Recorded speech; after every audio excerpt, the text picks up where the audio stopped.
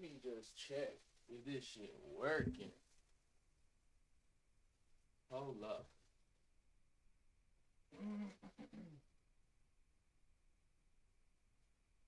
Hold up. I never know when this stuff is working. Are we up? Dang, it's been a long time. Ew.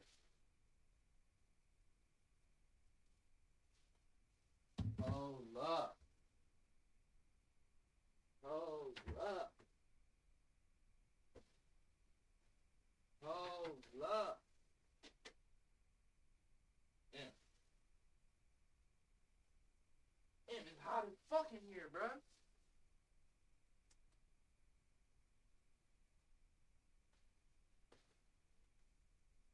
That. I'm already sweating, man. I'm already sweating. Huh? Huh?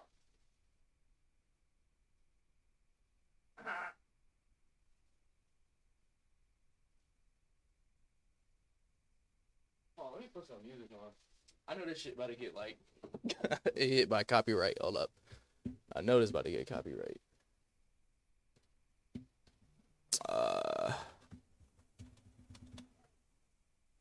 Hold on, I gotta go. I feel like I gotta take a shit.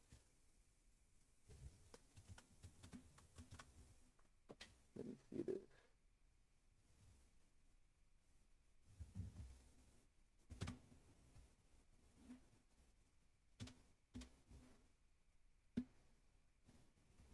What did he just play? Yeah, we're just gonna play this for like a couple minutes real quick. Hopefully it's not too loud.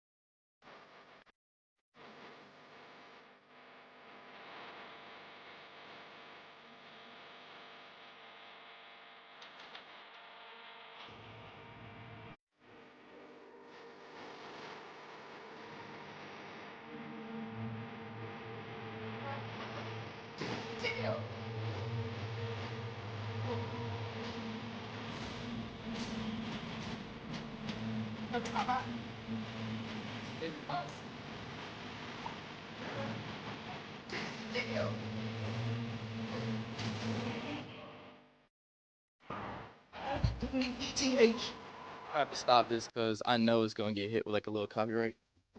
All right. So I haven't been in front of the camera in a long time as far as like desktop streaming, right? So if anybody else is seeing this VOD later on, welcome back. And the whole point of me not even being here is because YouTube, I don't know what it was. I don't know if it's my computer settings, if it's OBS, or I think it's maybe like my internet. But most of the time, every time I've been like researching it, they've been saying that it's just YouTube in general. Like streaming isn't that great on YouTube. But hopefully it's got like a new name for itself. And look at this, yo. I'm kind of off topic, but this shit is legit. Like, shout out to Tony and Diana. Diana made it. Tony got it for me for Christmas. And I got another YouTube error. So let's see. Okay, yeah, YouTube is not receiving enough data or something like that. So yeah, I don't know why. This is kind of the reason why that I haven't been back because the internet issues. So it already looks like it's lagging like super bad. So anyway, regardless as to if it's looking like shit or not, I'm gonna just go ahead and stream. Also, I'm thinking about like dual streaming on Twitch and on YouTube just for like shits and giggles. Also, try not to cuss as much. You know what I mean? But I think the last time that I streamed, oops, actually I should take that back. Hold up.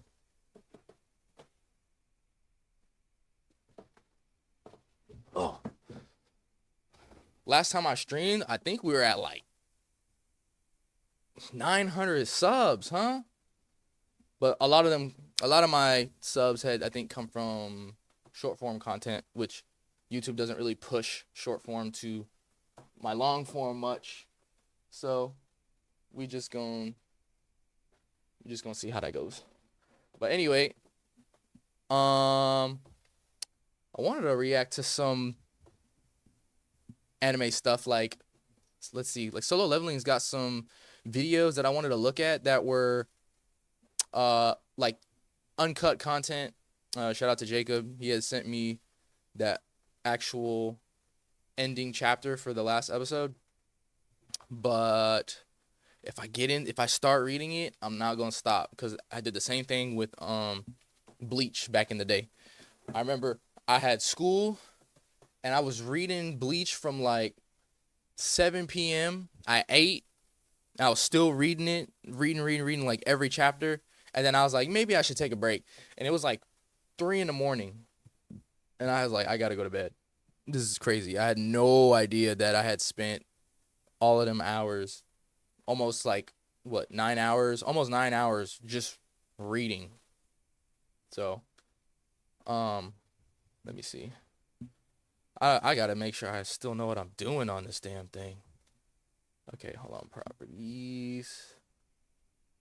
Leveling. Okay. So, I just finished watching episode 4 like 2 days ago. So, I want to see like all the stuff that I had missed from episodes 1 to 4 that they didn't put into the anime from the manhwa, right? And YouTube is still giving me errors saying that I'm probably dropping frames or something. So, oh, actually, it's not. It's not saying I dropped frames.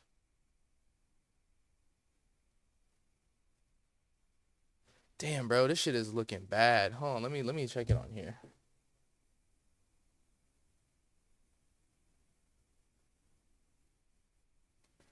I feel like it might be like unwatchable or something.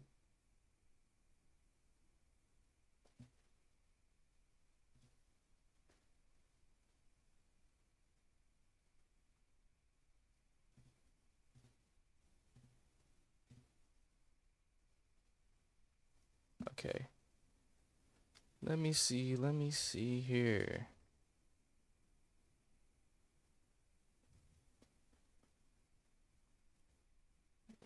Go capture.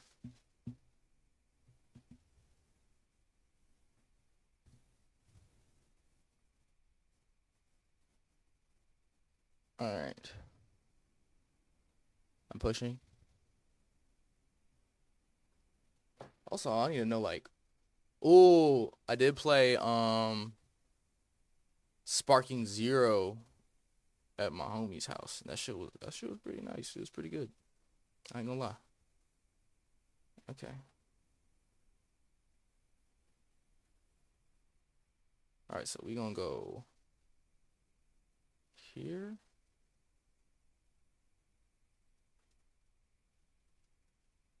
I swear, bro. I don't even know what I'm doing sometimes anymore. Okay. All right, bet. So we gonna get into this. Headphones on, boy. Hold up. Get this out of the way.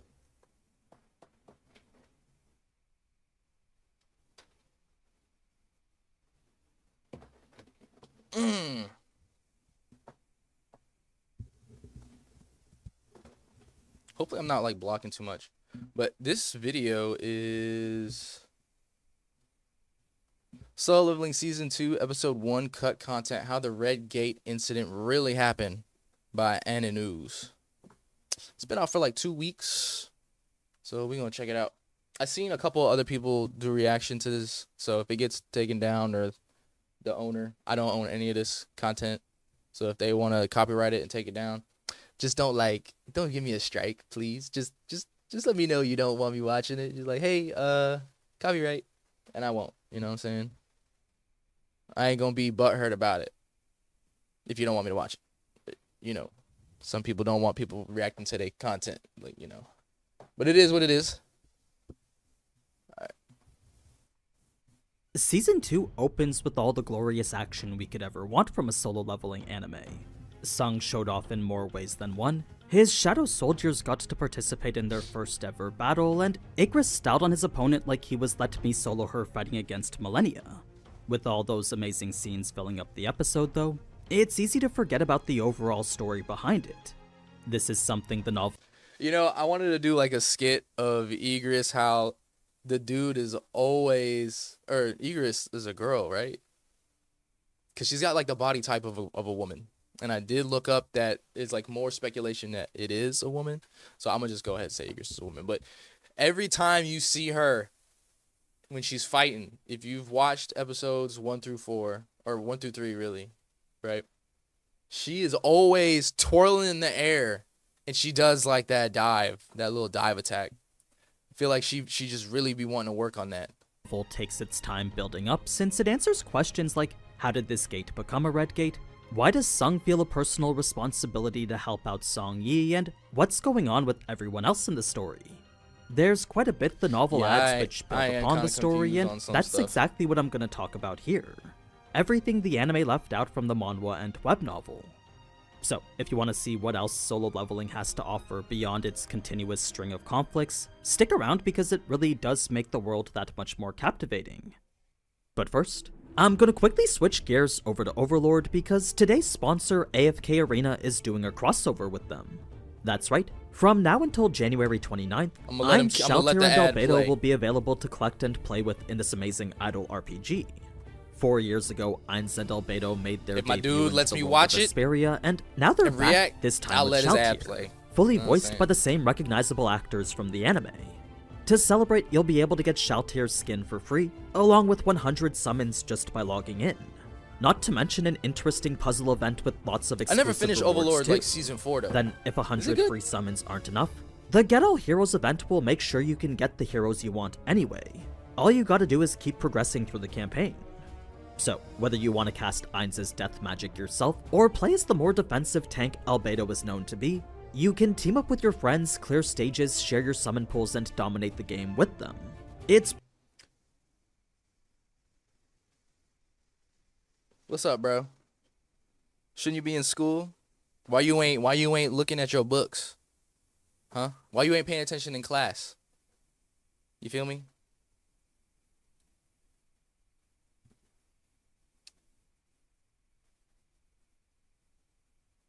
San can beat Goku. Bro, nobody really in anime can beat Goku. And we all know you ain't no damn 10-year-old, my dog. You like 30 years old. Why you capping, bro? Why you capping? We know. Pretty awesome to see their iconic world items and gear in action. You can become this unbeatable god of death just like how Ainz is in. Alright, drop the IG. Drop the IG in here. Drop it. Drop the IG. If you 10 years old, I'm sending you $20. $20. In the anime. Just click the link below to get started and experience. Of course you don't. Of course you don't have an IG. Of course you don't. Next you got YouTube, you got Discord, you got everything else, but you ain't got Instagram. You ain't got Facebook. Hey, Alex, this kid, it's a troll. It's a troll. This dude right here, it's a troll. It ain't no kid, dog. It's a 30-year-old dude on here pretending to be 10. Pretending to be 10. Bro, everybody, dude, Kai play Minecraft. Like Kai, I saw Moist Critical playing Roblox. It's kind of normal. It's kind of normal nowadays. I'm gonna need proof because some of the shit that you be saying isn't what be coming out of a kid's mouth. I'm telling you. This dude, he literally gave this shit away when he said that he was playing Halo 2. Boy, Halo 2 is like 3 times your age. Or actually at least double your age. That's too easy, dog. That's why I say he gotta drop the IG or something, bro.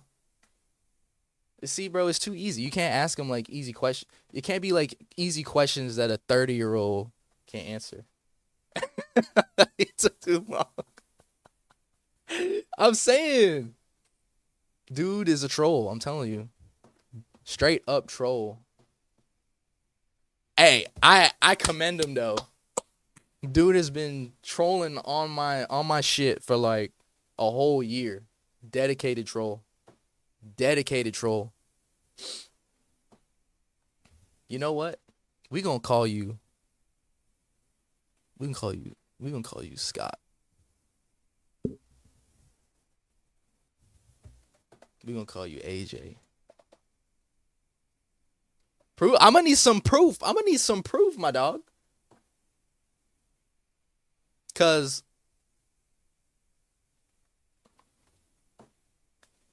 I got trust issues, bruh. I got trust issues, my dog. I don't trust it. I'm telling you, I don't trust you. We don't trust you. This new Overlord crossover today. It's yet another fantastic addition to the best idle RPG currently out there. Okay, episode 13. You aren't E rank, are you? Covering chapters 46 to 52 from the manhwa and chapters 54 to 62 from the web novel. Ooh, better yet. Hold on, better yet. Hold on.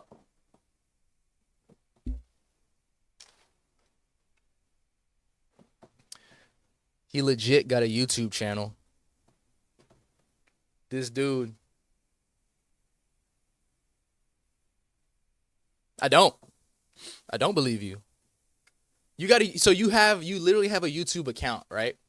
You have a cell phone or you have a device that you're using to watch these videos, okay? I want you to crack open your schoolwork. I want you to take your folder, pull it out your backpack, open it, and record all of your homework. Listen, I did not say put your face in it. I ain't say nothing. I want you to open up your homework. Show me all your homework.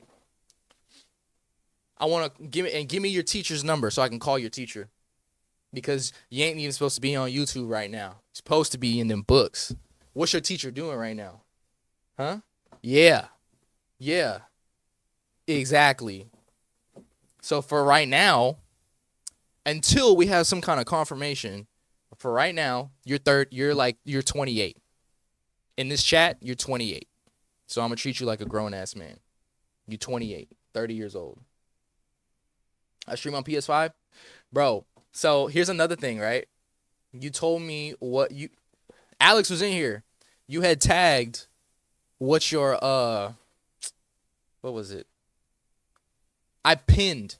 You said you had a gaming account or a gaming channel, and I pinned it. I pinned it in the chat. Of course you don't have a camera. I pinned it, and it didn't even line up with nothing. Like the account, you had to have made that account when you were like 1 year old, my dog. You did not make a YouTube gaming account when you was 1 year old. Come on, my goddamn. If you do not provide proof that you are not a bot, an NPC, a troll. If you do not provide proof in the next let me see, by the end of the month, I'm blocking your ass. By the end of the month.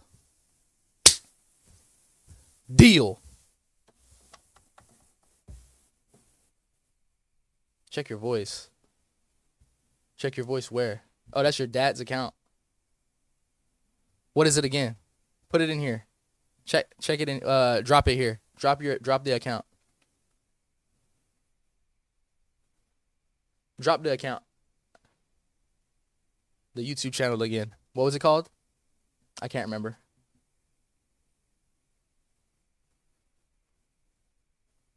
We about to hire like a private eye on this bitch.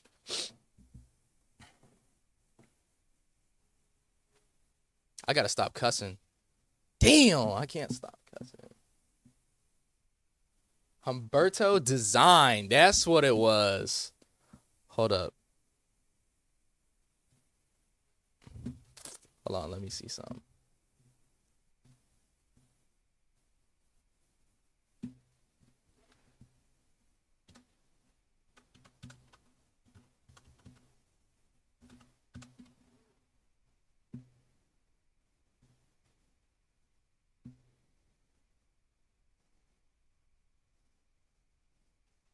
What's your nationality?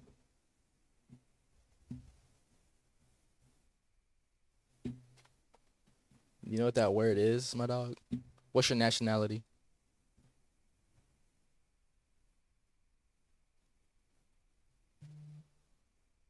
Bro, you got some crazy stuff on this channel. Like, this not. Bro, I'm telling you, dog.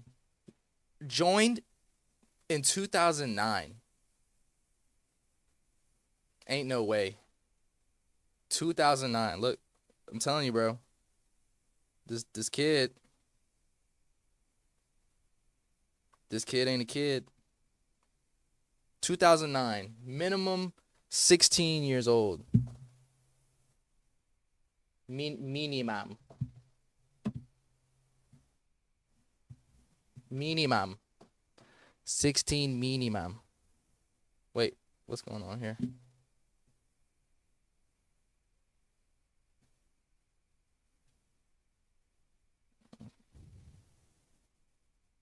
I'm gonna have to chop up this reaction because this turned into a whole like conspiracy thing. Because I'm telling you, you stream on this channel, you have no lives. There are no live videos on this channel, my dog. So that's lie number one that we just caught you in today. It's my dad's channel, but I stream on it. You have no streamed videos. That's lie number one. Got you on lie number one.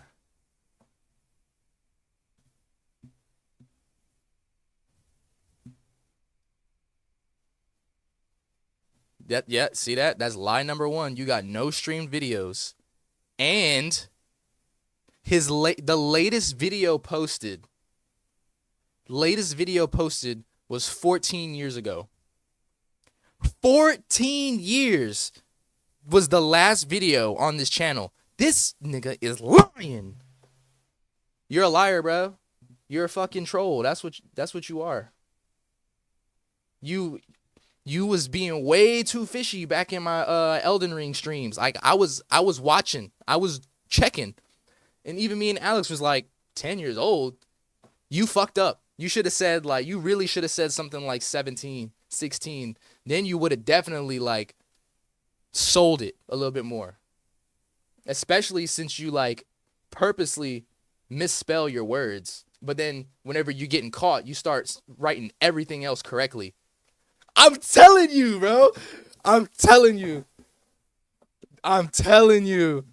Caught your ass.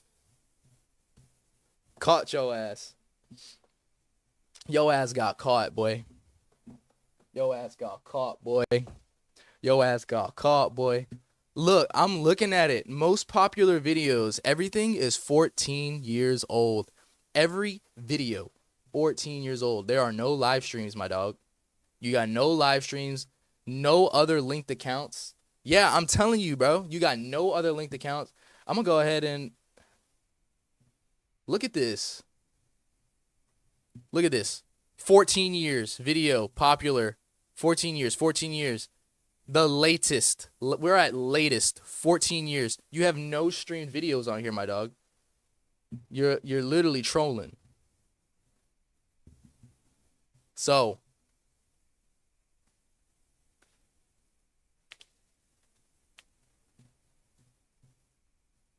this dude got caught.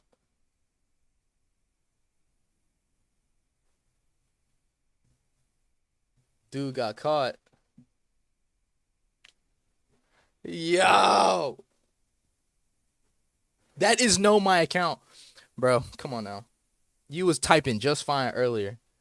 You was typing just fine. You had, I don't have a camera. Yeah, it's my dad's. You can go check my voice. And then now, all of a sudden, you can't fucking type.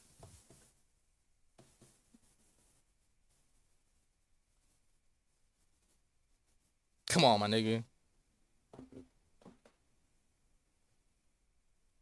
Look for a motocross bike. What are you talking about, bro? Why didn't you add the other S? Like, you act like, hey, look, bro. If you do not provide some real evidence, hey, you're banned. I ain't playing with you. You're banned. All right, let's get back into this damn reaction video. I'm telling you, bro, you got by the end of this month. And then, when you make the next fake account, I'm gonna ban that one too. My nigga. All right.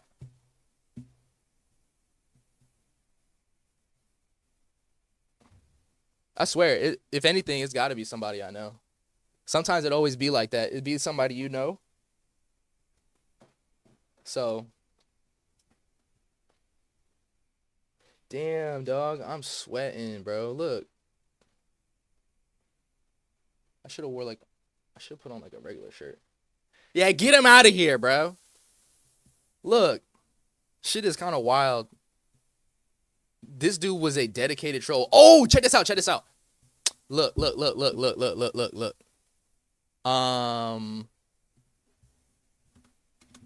This dude, this account was made like, hold on, let me go to this shit.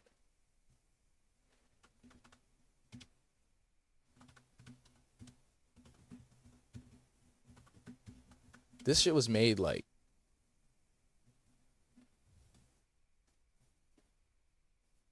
about a year ago.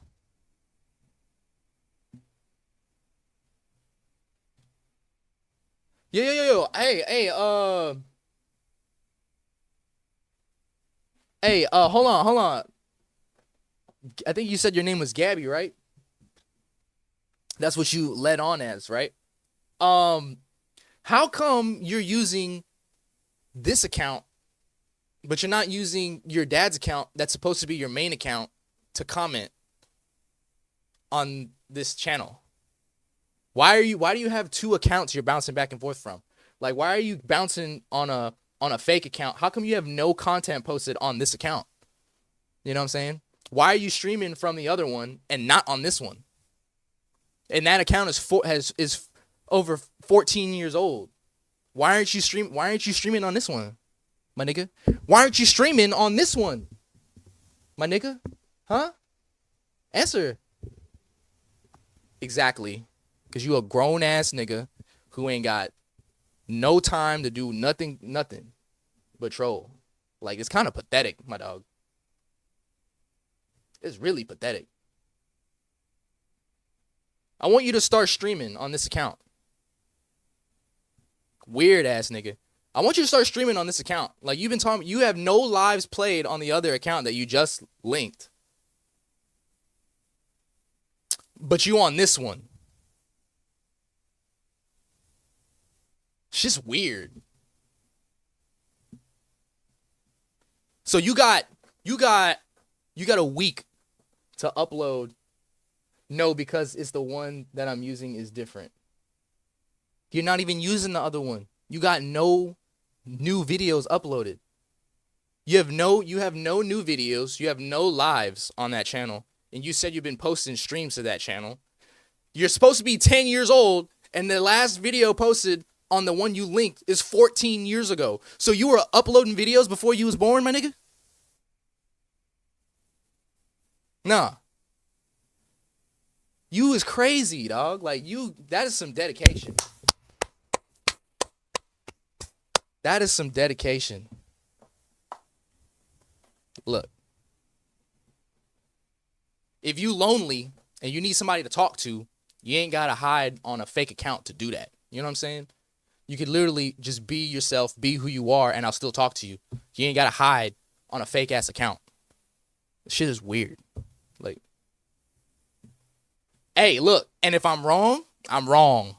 But I'm telling you, like, all the shit is pointing at fake ass shit, dog. Fake ass shit. Like, we about like 30, about 31 minutes into this goddamn stream. And I ain't even getting my video yet, dog. I ain't even getting my video yet. And look, I don't want you to go kidnap some innocent 10-year-old, if it's your niece or your nephew, and throw him on camera and then post him on here, or post some random ass kid that you done found on YouTube and then putting it on your channel, pretending that it's you. That is weirder. That is weirder.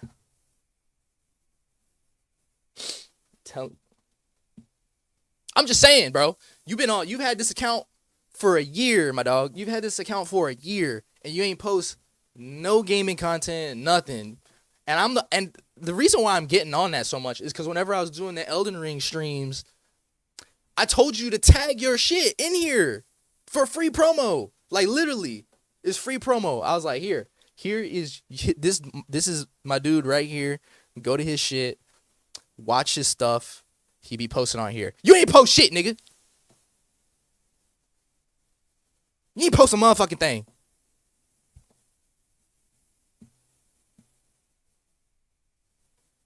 Jacob Wright. Weird. You a weirdo, bro. That's some weird shit.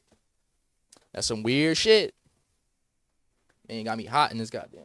I feel like I gotta change my shirt, bro. Hold on, we about to do a wardrobe change because I'm sweating this bitch. And then we gonna get into this video.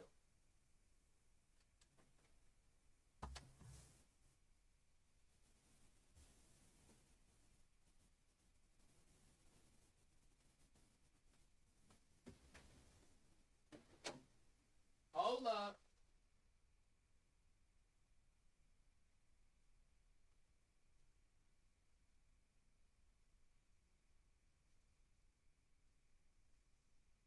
Hold up.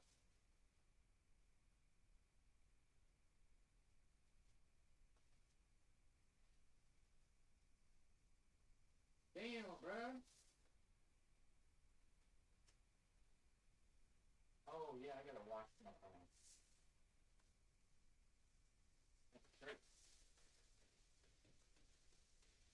You finna be grayed out today.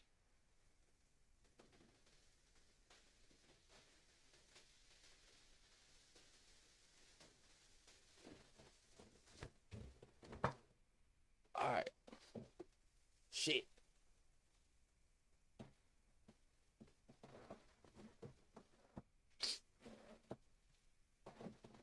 Alright.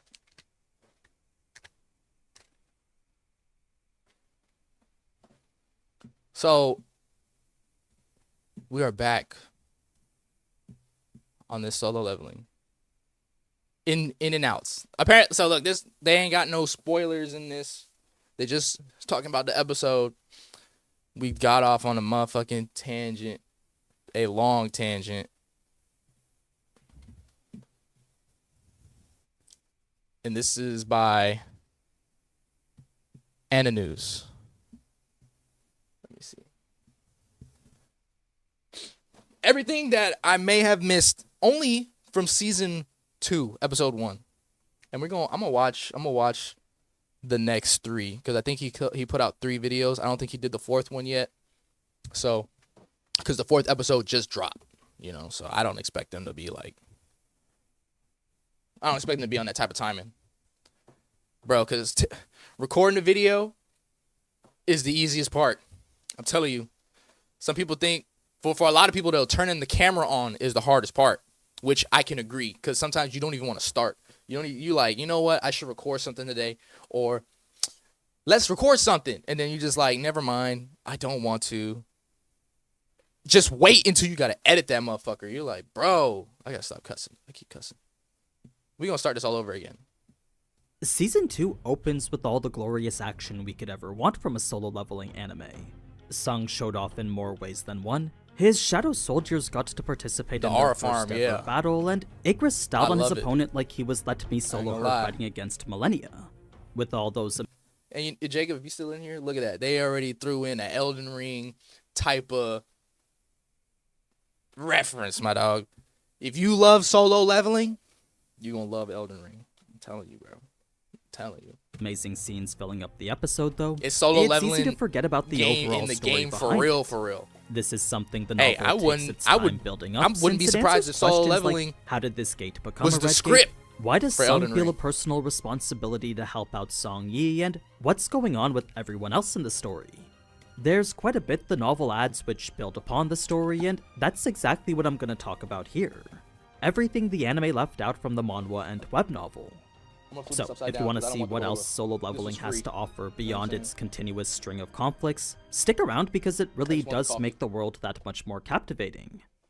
But first, I'm gonna quickly switch gears over to mainly voice-twisting just RPG chapters 54 to 62 from the web novel. To start with Sung's preparations for the meeting, there were quite a few things he needed to get done beforehand. He needed to find clothes that actually fit, and he needed to... What do you mean you get a headache?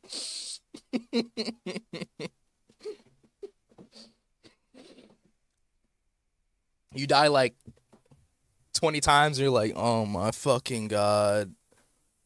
Oh fuck. Bro, I feel the same way when you're playing like a multiplayer game. You just keep dying, you just keep getting shit on by these damn sweaty ass 5-year-olds. This Dirk fan dude. Can't be playing against that dude in Fortnite. To secure money to allow him to buy said. Look, but if you gotta insert yourself, let's say you are Jinwoo, right? You are Jinwoo. That's the thing though. Like, you gonna get pissed in multiplayer games. You might as well get a little bit more out of it in a solo player kind of game. I'm telling you, bro. I'm telling you, though. You give it a chance, it's gonna open your mind to like solo games. They're so good. Been grinding the new Tokyo Extreme Racer. What is that? What, they got like Need for Speed bosses you gotta beat and shit? Clothes. All his previous formal wear now burst at the seams since he was so much bigger. Highway racing game. This was a predicament that ended up solving itself Like because out of the corner of his eye, Sung had spotted the bank book Jinho gave him. Within it was all the money the two had earned from selling the magic crystals they found during their raids together. Sung wasn't sure This how is when much he was in didn't it, cut his hair he figured yet. he'd be able to go on a shopping spree using it. It was before he did, though, that first Sung would review his status. He Dang, couldn't bro. help but admire just how lengthy it had become. It wasn't until just yesterday that quite a few of these slots were empty. He really though, needed so that now that they fade. were filled, he felt a great sense of pride and accomplishment. In fact, before, when the job class section always listed none, Sung would get frustrated. What's my IG?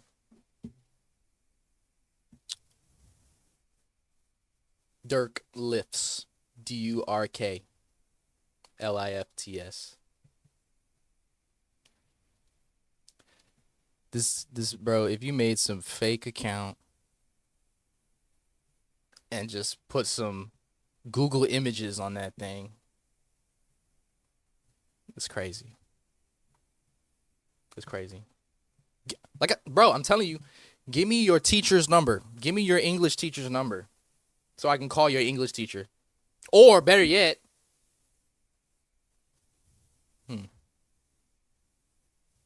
Let me speak to your father. Let me speak to your mom. I'm gonna talk to your mom. That too. We about to have a parent-teacher conference. did every time he saw it. He knew it didn't actually mean he had no job, but the message he interpreted from it constantly bothered him. It was as if it was making a mockery of who he was before the system. Sung knew this was nothing more than his inferiority complex talking, but it couldn't be helped considering what he'd always had to go through. His ego talking to him. You see, Why is it after picking years on him of like that? introducing himself as the E rank, the shame he felt knowing people were always mocking him behind his back really stuck with him even now.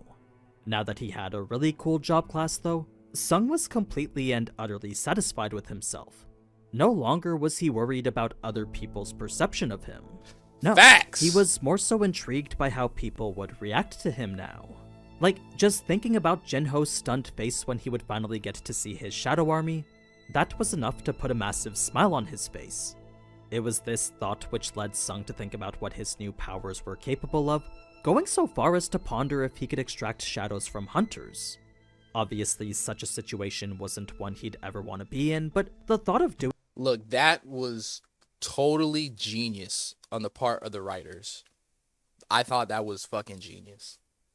The fact that not only you could take mobs and enemies that are like from the system, but taking people? Oh my god, bro.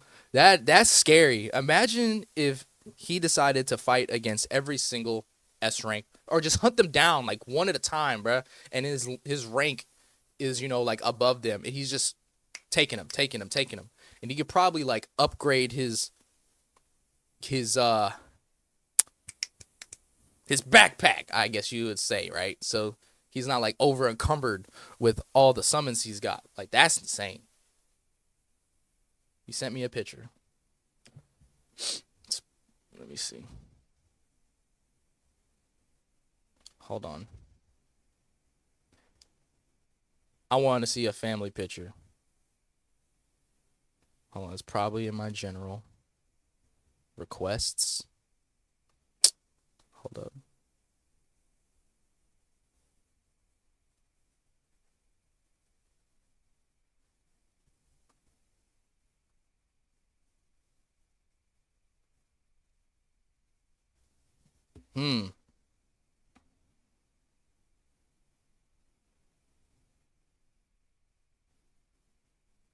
Oh, what's up? Hello, just arrived. True, that would be terrifying. Be even crazier if he could access the Shadow's memories as well, because he... Oh, that... I never thought about that, too. Taking their memories?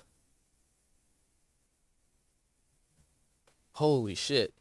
Because he can... Oh, my God. Imagine if he could gain, like, all the... Download all the battles that Igris had, and then just copy the whole blueprint of like how Igris fights and just take out the pieces that he doesn't like, or like take out the weaknesses and then replace them with like Iron's abilities that he's learned as being a tank. Like, oh my god, dog, he'd be so fucking OP. Appreciate that. Yeah, appreciate sharing that. I didn't even think about that. Hey, Gabby, if you in here, I want you to take a picture with your mom and your dad and then show it on IG so we can lay this to rest. And I'll blur out your face. No, I don't believe you. I don't believe you. I'm not that gullible yet. You need to take a picture with... You need to take a family picture. You need to take a picture with your mom and dad. Next. And then I'll believe you. Take a picture with your mom and dad. And then I want you to have deuces up. And I want you to wave with the other hand. Like this. And we're going to put it on stream. And I'm going to blur your face because, you know, I don't want to put sensitive information out there. I would think that Igris would just go train and learn new moves to be useful. Also, did I see a devil fruit plush? Yes! This I got for Christmas by actually two of the homies. One, Tony. Tony, shout out to Tony. And my friend Diana, she made this. This is so nice. This is crazy. Like, this is probably one of the coolest birthday gifts that I got. Like, look at that. That's straight up quality. I'm saying this was amazing. Like I have no idea how long this took, but this is just the ridges on here. It's just so accurate. I can't stop appreciating this thing. So I gotta leave it up here, right on the shelf. Oh, shit's falling. Things is falling. Everything's falling. Also, the vlog's gonna be getting real tight. So, dog, I seen that you can go live with this with the Pocket 360s, bro. I heard you can go live with these things. Or I seen the little setting. I'm gonna have to try that.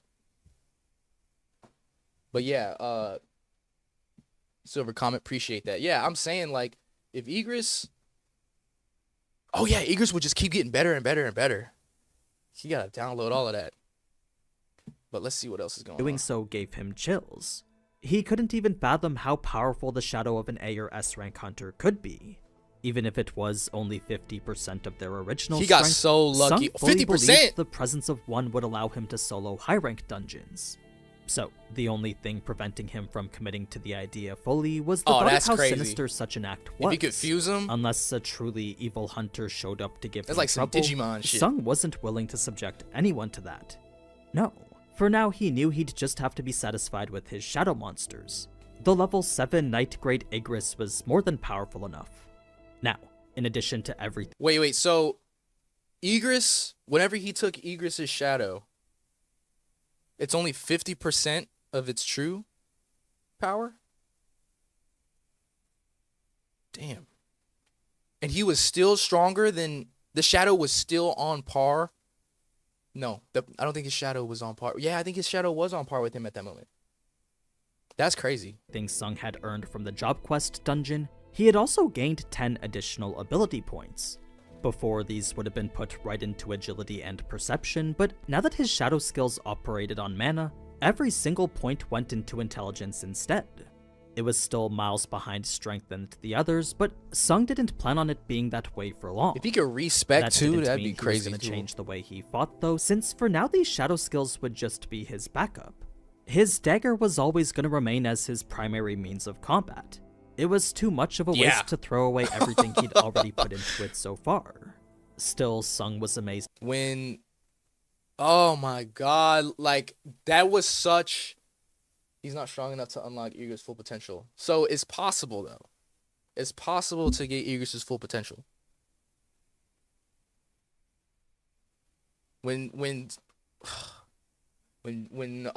Sung just dropped those daggers and Igris was like, bet, and dropped the sword, that was probably one of the best intros to a fight, to be honest, that I've seen. Like, because it's like Igris would be a monster, right? Or a beast. Is that what they would classify them as? Or they call them something else?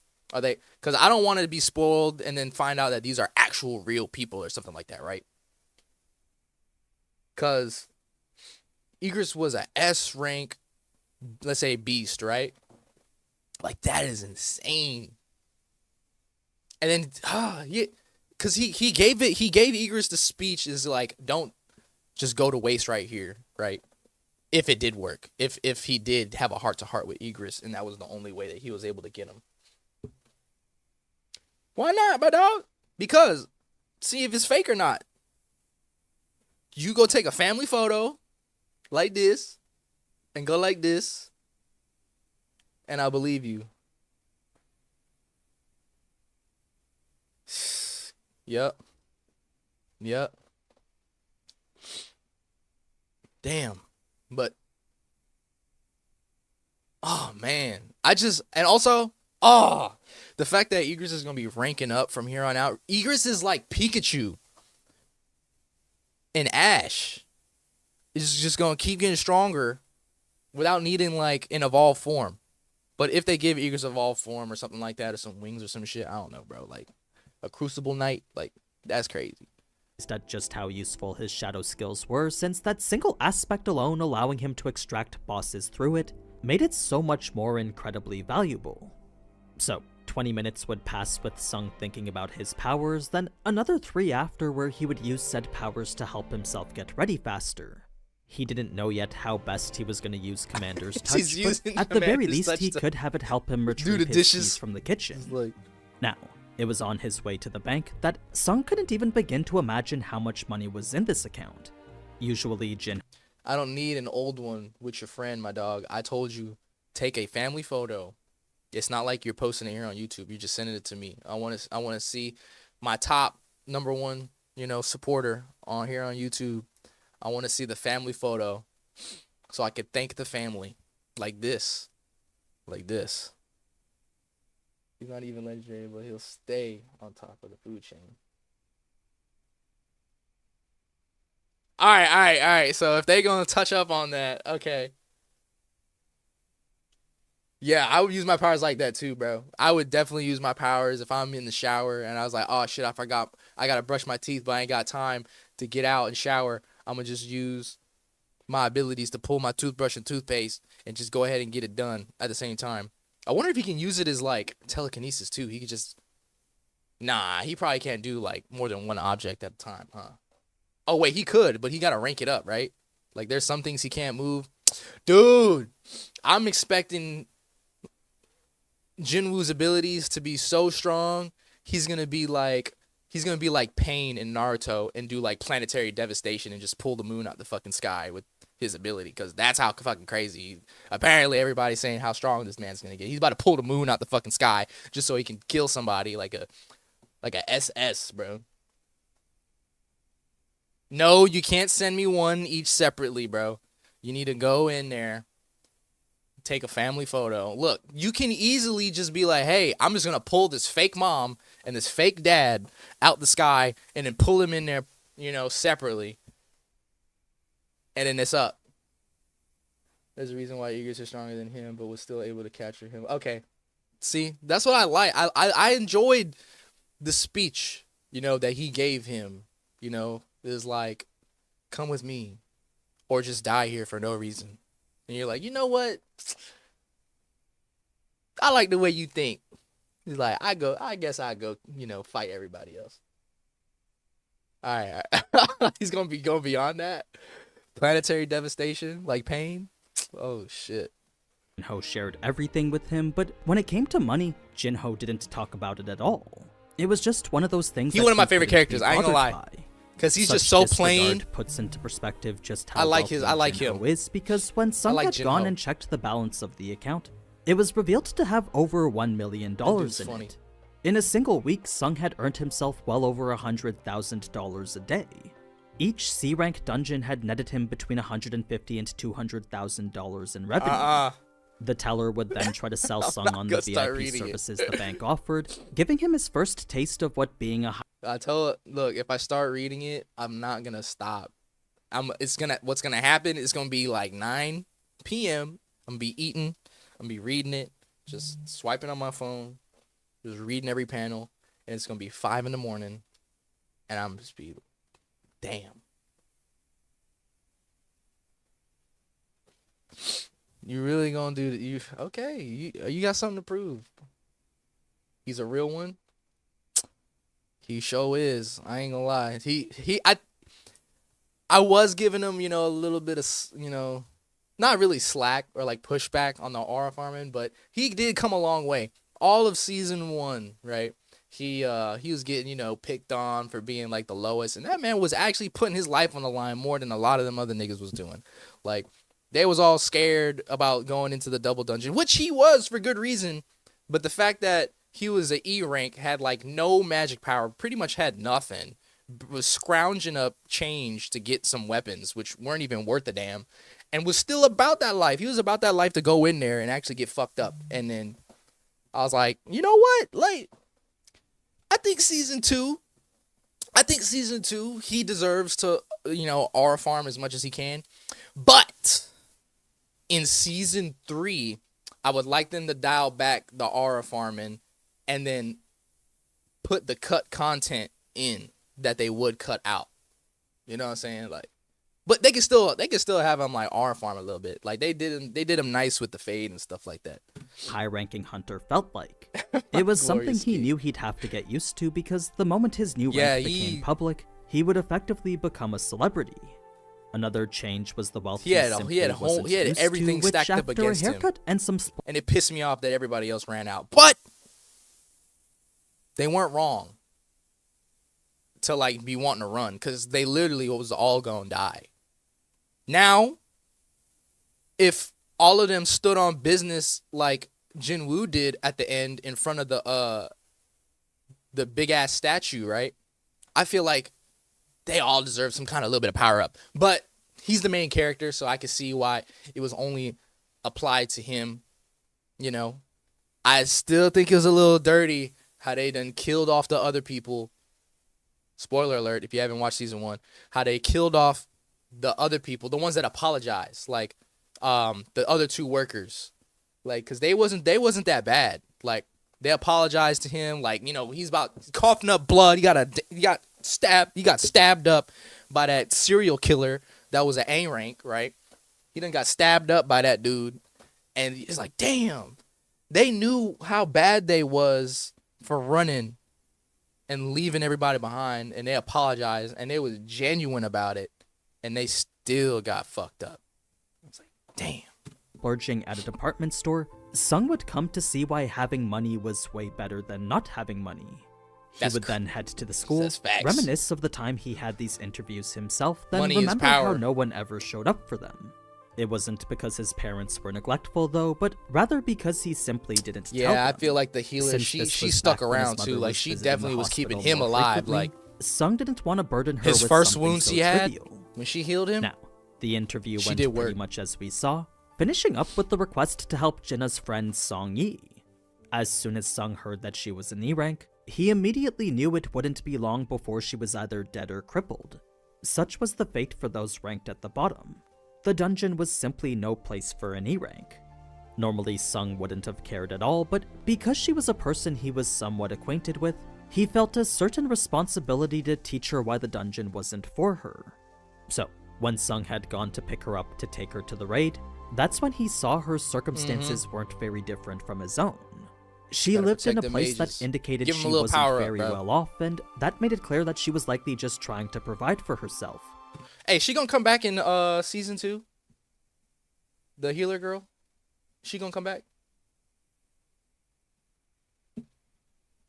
Cause I just want to know.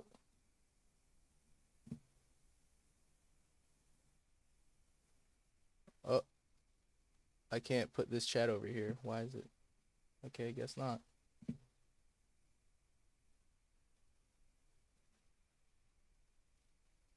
Oh, there we go. Sorry, technical diff. Oh, what did I just do? Hold on, my guy. Technical difficulties here. There we go. You don't think so? Okay. So she's not going to be back for season 2. Because the reason why I asked is because it was like she was his MJ. If we're thinking about Spider-Man. You know? Okay. She reminded me of, like, you know, MJ for Spider-Man. Like, he always got to keep her safe. But then, you know, he kind of, like, had to, like, tell her, like, look, it's not safe for you to be hanging around me. You know, like, he had to, like, tell her like that, like, because it seemed like he liked her a lot. You know, he was in love with her and stuff like that. And or actually, she might have been more in love with him. I ain't gonna lie. This was a reason Sung knew he couldn't judge her for, since he too did the exact same thing. He had put himself in harm's way just to provide for his family. So, as much as Sung wanted to stop being a hunter back then, he knew he couldn't because his mother's life depended on it. Song Yi's circumstances may not be exactly the same, but she could have her own reasons as to why she needs to keep being a hunter. Either way, Sung was going to show her exactly what awaited her in the dungeon. He framed it as him simply trying to mold her into a better hunter, but in actuality was bringing her just so that she could see the cruel reality of it all. One terrifying instance was more than Ooh! enough to show the truth. Yeah, At least well, that's how it that was for statue, him. I ain't gonna lie, Now, bro. They it should was in have. between all this that Jinho had his own massive That's scene, oh my one that God. highlighted the dynamic. That statue is probably the biggest thing that will make me like read Solo Leveling. That statue alone, like really, that like thinking about all of Sung's like summons that he could possibly get, or like even if he could get his mom revived and meeting up with his dad. For me personally, I'm more attached to that motherfucking statue, bro. Like that statue is what's got me like wanting to go into the archives and then see what the fuck is going on, cuz that statue, man, is what got me like alone pretty much hooked on it, like Igris and that statue, cuz they never talked about that statue again, and I think that's how you're supposed to do it. Like you're supposed to keep people like like it can't be so cliche, you know what I mean? Not saying that this is, but that's what they did. Like that statue was just so sinister. It was like toying with everybody, just smiling like that. It was like, damn. Like if you've like played Yu-Gi-Oh and stuff like that, Obelisk the Tormentor, listen to that name alone. It's like Obelisk the Tormentor, and that motherfucker still looked crazy. Like he was like struck as fuck, looked like a damn demon, like straight up. And then to see it like in like kind of, it was kind of giving me like that type of feeling in Solo Leveling, to just think about like if Obelisk the Tormentor was walking around town tormenting people, he'd be that's who he would be. He'd be that motherfucking statue that was in there. Like that shit is crazy. Like he looks insane. That's why I was like, dude, this statue is like, there's something about this statue. It's crazy. Dynamic between him, his brother, his father, and even his cousin. The whole event was an ancestral rites ceremony for his grandfather, something I can Jinho already wasn't see Jinwoo particularly like interested cracking in. a smile, like He was tucked away in rematch, a corner, motherfucker. bored out of his mind, But paying no attention I'm scared, to bro. any of the elites currently present. I'm not reading that. I'm not reading that. Hey, chapter 124 is a spoiler for you guys if you only an anime watcher like myself. Bro, what those cliche? What you talking about, bro? What the fuck? What you talking about? This whole time you could have easily just Googled that shit. Cliche. I'll give you the benefit of the doubt though. You got 7 days to send me that family photo on IG. 7 days. Cliche is like expected. Like I saw that coming, or you know, shit like that. It's like it's been done before, over and over, so you expected it to happen. But yeah, that statue has like all my interests in wanting to catch up and read Solo Leveling, because they showed that motherfucker in season 1, and I was like, they ain't never gonna touch up on this thing until like season 3 or 4, which is insane. Like that dude was diabolical. And then it makes me wonder, like, what was the ranks of the soldiers that were in there? You know, it's like if this statue was a S rank, which I'm assuming straight out of hell that it is S rank, because that's insane. I forget later. Anyway, like he's S rank, and then all the other ones, right? They like little egresses everywhere, and I'm like, dude, never had a chance, not even. But you know, he still stood on business and was like, fuck all of y'all, like I hate everything. That's how he was like, you know. This was meant to serve as a contrast to Jinho's brother, who the novel paints as one of the most exceptional people there. With perfect grades and numerous successful business ventures, he was the cream of the crop, while Jinho just couldn't compare. New manga that are out? Luckily, Jinho's cousin Suyun was there to lighten the mood, making fun of his brother and his stuck-up well, actually, attitude. a couple. Her lighthearted but insults weren't none that I really Jinho know the could get name behind, of, since though, they're since in if he wanted like to get Japanese, back at his and I'll just brother, butcher it. he knew he simply had to beat him.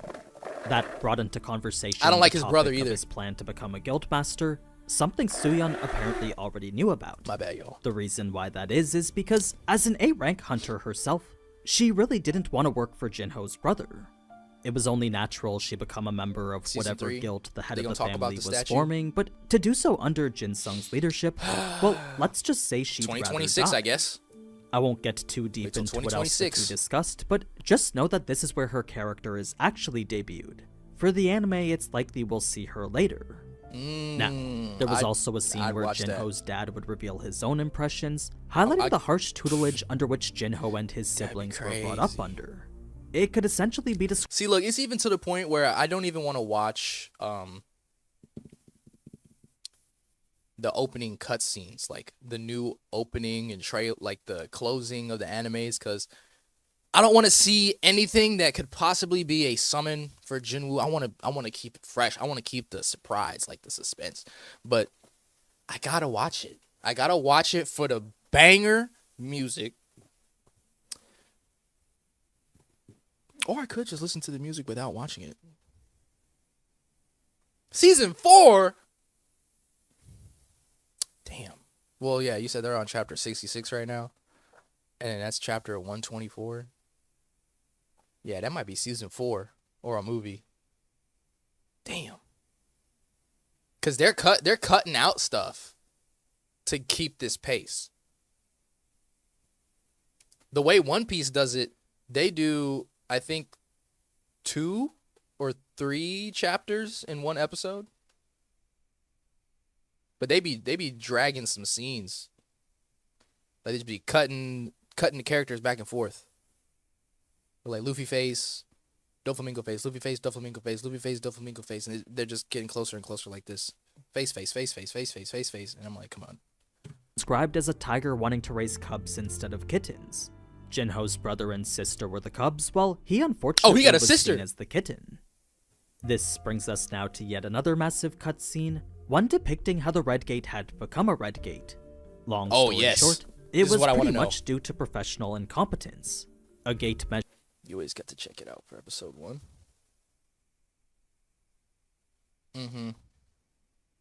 I don't know, man. I want to read it. You know what? One day, I don't know. Let's see how we'll see how season 2 ends. If they end on some crazy shit, I might have to start reading that bitch. measuring device was found to be acting up, but rather than report and rescind the permits for the 7 gates it recently measured like how the employees who found the device were supposed to, they instead decided to simply ignore it. The potential trouble it could cause made them feel like they could lose their job over it. Some of those troubles included the additional Hey, look, that was a fluke. That was probably literally the worst episode I could have shown you of One Piece. Like, they had Katakuri and Luffy about to throw down. And they had fucking Big Mom High School Musical with some cake and sweets. I was like, dude, this is bad. This is bad. It would, like, to be honest, like, that would have been the equivalent of the Solo Leveling live action coming out before the anime did, and then you telling me to watch that. I was like, huh? resources the association would have to spend remeasuring the gates, while the guilds who bought them would get upset that they couldn't do their raids anymore. Plus, with the additional delay increasing the chances of a dungeon break, all were potential issues that made losing their jobs Those seem are more and manga? more likely. So, for a job like this where getting in was as hard as passing the bar, Galaxius? just the thought of losing it was Hard enough to make year, these man. employees disregard the error. They were well aware the consequences could There's no easily anime for that? cost It's the just a lives of manga? the hunters going into these gates, but since nothing was reported in the 2 days since the 7 gates were measured, they figured the remaining 4 left to be completed should be fine as well. That's why the Red Gate was improperly rated. Oh, wait. Let me play that back. I missed some of the stuff on the Red Gate. Could lose their job over it. Some of those troubles included the additional resources the association would have to spend remeasuring the gates, while the guilds who bought them would get upset that they couldn't do their raids anymore. They just be in the sky Plus, sometimes, with the additional delay increasing the chances of a dungeon break, All were potential issues that made losing their jobs seem more and more likely. So, for a job like this where getting in was as hard as passing the bar, just the thought of losing it was enough to make these employees disregard the error. They were well aware the consequences could easily cost the lives of the hunters going into these gates, but since nothing was reported in the 2 days since the 7 gates were measured, they figured the remaining 4 left to be completed should be fine as well. That's why the red gate was improperly rated. The initial reading was placed at C, but the faulty nature of the measuring device made such a reading inaccurate. It was more likely this gate was at the B or A rank. The fact a red gate spawned was enough to prove it. It was impossible for red gates to spawn from anything lower than the B rank. That's why Beck was so mad when he got here, because the whole thing was a mistake that easily could have been avoided. I mean, even after the gate turned red and the guild called the association still denied that any mistakes were made. They stuck with the conclusion that it was a C rank gate, despite Beck knowing himself that it was higher. So the whole thing just didn't make sense to him. In any case, Okay. Fuck. So it was I'm a little confused. So was it an A rank gate that turned into an S rank gate? And the association was covering it up. And Beck knew it was higher. So they were saying that it was an A rank gate, but Beck knew it was higher.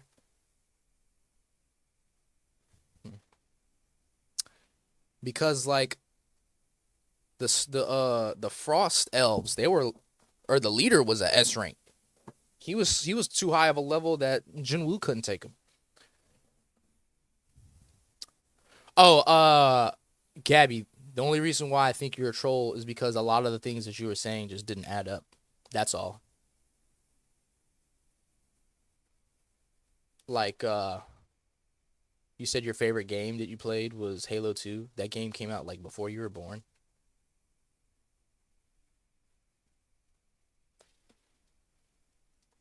A lot of your messages, they look like they're forced to be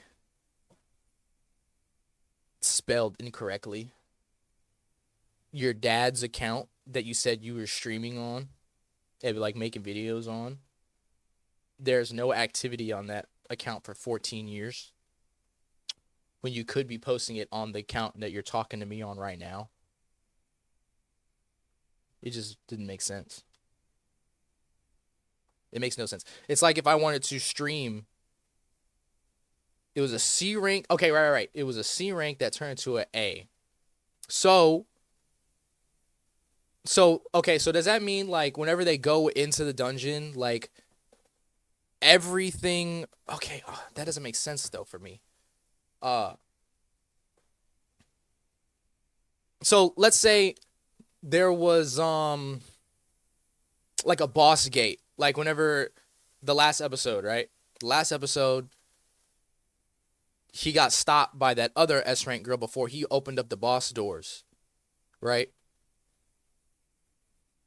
And it was like, the way I see it is like, okay, the whole dungeon can be A, right? But there'll be like, is it normal for them to have a S rank like boss or demon just running around freely? You know what I mean?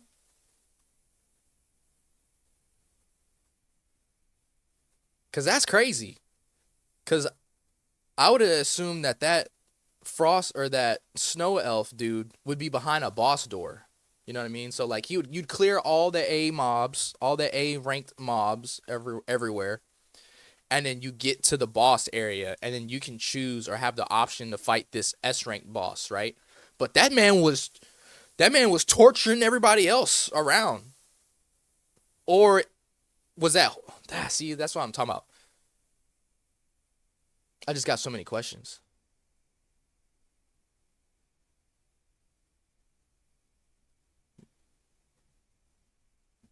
I got just so many questions. Case. The last scene left out from the novel was a small side part showing the home life of An. He was living his bachelor life watching the news, listening to reports of an unexplained explosion within the American Hunters Association headquarters. There were rumors that the cause was due to a new rising talent causing friction among the S-ranked hunters. It was before An could hear more about it, though, that Sung would call and make his request. An believed this to be Sung showing interest in the White Tiger Guild, so it was only natural he say yes to whatever Sung was asking him for. If anything, this was a great way to show just how exceptional the guild's training system was. That brings us to when the Red Gate incident begins, but rather than talk about that and stop halfway through, I'll instead do all of it in the next video. Bro. To finish things up, I just want to talk about some extra scenes with Hwang Dong-soo. So, when him and Woo were in the airport, Hwang had actually tried to recruit Woo to the Scavenger Guild. This was an invitation Woo would never accept because both him and the association knew just how terrible both Hwang Dong-soo and his brother were. Okay. I mean, it was obvious what Dong-suk was doing in the dungeons. Red gates and regular gates are completely different. That's what I was like getting at, is like they wouldn't make them different colors if, you know, they weren't some way, in some shape or form, entirely different. Like the way that I assumed what was going on is that it was like a rare gates you can go in and go out freely. Boss being locked in a different area or behind a door. Okay. Yeah, cuz like what I was assuming was it was a blue gate, right? And then whenever they got sucked into the red one was teleporting them to an entirely different area, you know what I'm saying? Like if they're going into the original C rank dungeon, let's say it would be like this place. Like they got diamonds and shit everywhere. And they don't need like snow gear. And then all of a sudden the gate turns into a red gate and it transports them entirely somewhere else. Like whenever Jinwoo used the key to open up that gate, like he forced the gate open and then it teleported them to the castle. Like that's what I'm assuming like a red gate is like. You know what I'm saying? Like it's like a gate that requires a key, but it's just a different category of gate. It's just a red gate. So yeah, the video kind of like a little confusing, saying that Beck was being told by the association that it's got to be an A rank or higher of a gate for it to be red. But for them to say that this gate was a red gate entirely as an A, but you got an S rank boss running around, you know, like terrorizing everybody. Where gates you can go in. Okay, yeah, I read that. But let me see. But the association could never investigate because Dong-soo was his brother. That being the case, Woo really didn't like how either of them never showed guilt for committing the murders he knew they were responsible for. Now, the other scene involved Woo asking Dong-soo if he wanted to see his brother, but surprisingly Dong-soo said he didn't care for the dead. He was a bit curious about what happened for the funeral, but as of right now, his only concern was the trash his brother left behind. But yeah, that's pretty much it for this video. It's everything you missed from the events leading up to the Red Gate. I hope what you saw helps you enjoy solo leveling more, and if it did, then leave a like and let me know down in the comments. Be sure to subscribe too, since I'll be making these videos weekly. So, until the next one, ciao. Subscribed. I want to see episode 2. Cut content has been part of my anime journey for so long. Love the anime, any news, keep it up. The show. Solo Leveling Season 2, Episode 2, cut content. This was pretty cool. Scenes like this are actually anime original, and I'm 100% here for all of it. Just like how it was with episode 1 though, a lot of the finer details focusing on the people around Sung couldn't make it due to how much they need to cover this season. There was also a bit more to Sung's grind in the Red Gate, so if you want to see just how much he leveled up, along with what you may have missed from his boss fight against Baraka, that's exactly what we're going to talk about this video. I wish he could have got Baraka, but that would have been way too OP. The manhwa and the novel. That'd have been way too overpowered. Episode 14. But this is what we're here for. I suppose you aren't aware. Covering chapters 53 to 55 from the manhwa and chapters 63 to 66 from the web novel. To start things from the very beginning of the Red Gate incident, I want to focus on who Sung was with first. Reason being that, as new recruits from the White Tiger Guild, this was actually their very first time doing a dungeon raid. How then were they so composed when plunged into the Red Gate? Well, that's because they were taught that anything could happen. Each and every one of them had already gone through extensive training outside the gates. That being the case, the fact this was their first raid didn't mean that they were ill-prepared, it just meant they were inexperienced. As soon as this gate was completed, all of them were set to start doing high-rank dungeons. Wait, what? It essentially made this nothing more than— How is that not being ill-prepared? Like, the gate just changed out of nowhere. They didn't expect it to be a red gate whenever they went through. I don't agree with that on that point. Because it was just random. Like, they was all surprised that the gate was a red gate. Like, and then seeing from the way it was animated, Jinwoo got sucked in. Like, he was sticking his arm out and was like, get help, you know, or whatever he said. And they just got sucked in. Ill-prepared, bro. What? It was all of that. They was not prepared for that. than a practice run for the 12 of them. Like you said, it was a phenomenon. It was just a crazy phenomenon. The anime didn't show us, since here we saw that they only had 8 hunters. The full strike squad consisted of 1 A rank, 7 B ranks, and 4 C ranks. Completely overkill for what a C rank gate normally required, but made sense since this was, after all, practice.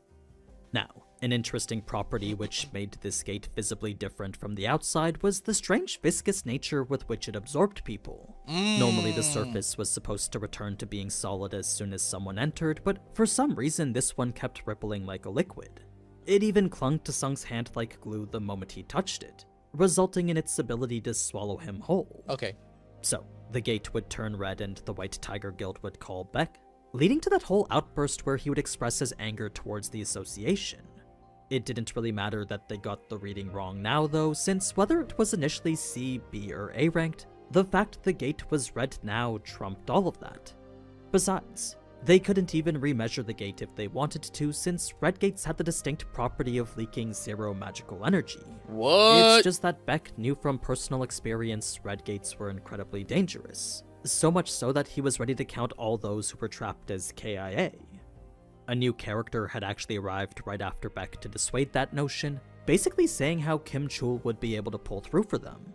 The reason this man was so invested in Kim was because he was the chief of the White Tiger Guild's 1st Division, the team responsible for prepping those who would be on the main strike force. Training was usually handled by On's 2nd Division, but any hunters ranked A or higher were always handled by Sung Chan's 1st Division. It was mandatory for them to go through a more specialized and intense training regimen. So, because Sung Chan knew firsthand just how capable Kim Chul was, he truly believed he wouldn't fall behind any of the White Tiger Guild's main hunters, let alone a measly E-rank unsuspected reawaken. We're gonna check it out soon. This was its own little conflict outside the gate, essentially showing the competition between the White Tiger Guild's 1st Division and 2nd Division. On didn't seem all too into it, but it seems 1st Division is always trying to show up 2nd Division.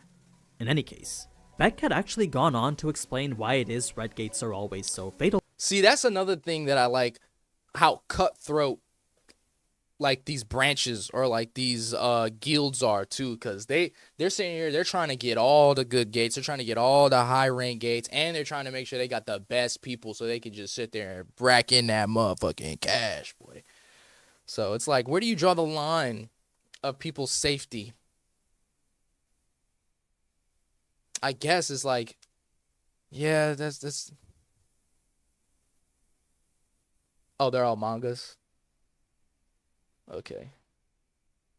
I'm gonna have to check them out. They've been ongoing for a while? Oh, wait, you said they're new, right? Gotta be new. Okay. We'll check them out. Were they all like shonen type? Or some of them manhwas? Or they just manga straight up? I'm gonna check that out. For hunters. First, you never know where you're gonna end up, so you could be teleported anywhere from a scorching desert with 60 degrees Celsius temperatures, all the way to a poison-filled jungle or snow-covered wasteland.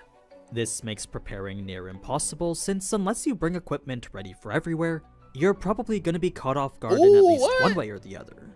Similar So, to One it's Piece. these unexpected conditions that That's often hard to lead do. to the weakest dying first, since not only do you have to acclimate to the new environment around you, but you also have to Kaiju. do so while fighting high-level monsters. I need to finish Kaiju It number was a 8, challenging actually. feat that only the truly strong could possibly pull through from. All that was just the bare minimum though, since even after acclimating and surviving, you still had to find a way to procure food and water. Sure, you could enter with enough food to last for weeks, but with red gates lasting up to several months, eventually you would need to provide for Several yourself. months. The only truly helpful tool to help you get through this was your magic Gold energy Roger's alive. compass guiding you I to always the wanted boss. Gold Roger to stay alive. With this pointing you in the direction of the most powerful source caught of up on One magical Piece, bro? energy, it would eventually get you to the boss. It's just you might be following it for weeks or months. Okay, let me see. So, with Unforgive Self, the only truly helpful tool to help you get through this was your magic energy compass guiding you to the boss. With this pointing you in the direction of the most powerful source of magical energy, it would eventually get you to the boss. It's just you might be following it for weeks or months. So, with unforgiving this boss surroundings, just popped up constant out of hunger, nowhere. and the looming presence of monsters, a red gate truly was one of the most challenging endeavors a hunter could go through. It was totally justifiable for Beck to think that no one would make it. Now, before we get to what was That happening dude, inside the gate, he the last still got thing a I want to heart. mention from Beck still outside got a was heart. a couple details related to Huang Dong-su. He actually wasn't here at all in the novels, but in the manhwa he had found Sung by tracking his records with the association. He then immediately sniffed out that An was covering up for him, not because he knew that An was good at scouting, but rather because he just had a solid intuition on when something fun was happening. Consider it a personal sixth sense of his. To finally get to what was happening inside the gate, I suppose the best place to start is with this. Sung really didn't like the cheap tactic the Ice Elves opened with, leading him to hold a personal grudge against the ones who tried it. It's actually why he snapped the arrow right in front of them. He wanted them to know that he was pissed. Of course, the two elves only saw this as a challenge, leading them to make that motion in return that was a directed right mistake. towards Sung. That I know was that's a not big really all that mistake. different from what we saw in the anime, but it does highlight the more aggressive Sung the novel version of him is known to be. He definitely flexes more here than he does in the manhwa or anime. Now, when Kim went on Yeah, they to should have enact showed his him plan, straight up he angry. was so intent on clearing the gate that he was actually ready to do so by himself if need be. The way he spoke was so assuringly confident, though, that wasn't a problem he would have to worry about. Instead, there was a bit more back and forth between him and the lower hunters, eventually resulting in him calling them baggage. This wasn't an insult That's they were fucked up. very happy with, but the moment Kim glared in their general direction, they immediately backed down since, well, what else could they do? The groups would then split into the ones we saw, giving Sung the opportunity to get to know the White Tiger Hunters better. And bro had It's here a he whole learned why episode that they it was weren't his very afraid, decision but to that confidence separate. was something like, he knew don't would be getting disappear mad that quickly. you made a decision to Reason leave being everybody that and Sung knew ended up with the firsthand short end no of the amount stick. of training could prepare them for the life and death situations awaiting them. To know something was far different from experiencing it. All these hunters were doing were simply showing off, not realizing just how terrifying the gate truly was. As soon as they see what's exactly at stake, Sung knew their false confidence would come crashing down on top of them. I mean, for the many years it took to build that confidence up, a single moment was all it took to break it down. Such was the unfortunate fate awaiting these rookies. Heejin would then get to know Sung a bit herself, basically probing to find out why it is she felt so confident in him.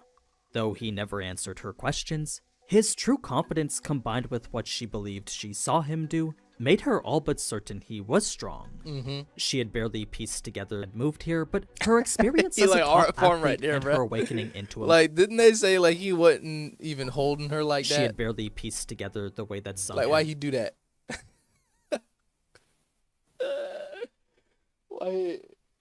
Why he do that, bro? I got you. That's what I got you. It's light work. I got you. It's a little baby arrow. Yo, that was crazy.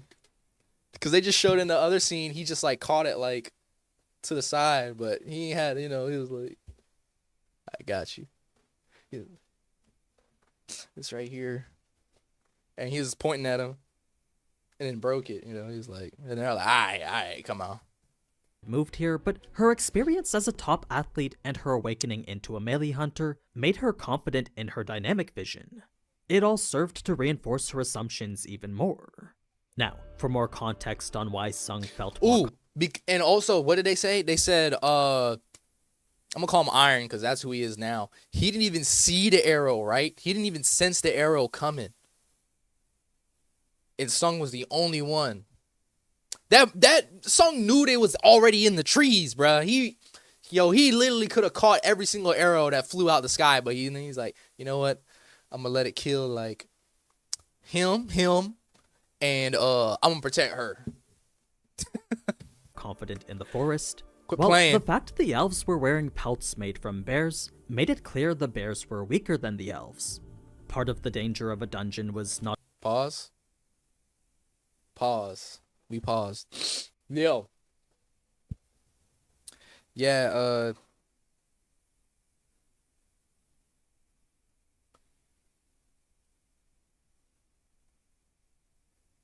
true. You gotta let him know. You gotta let him know why he's confident. But he could. Pause what you said. What you mean?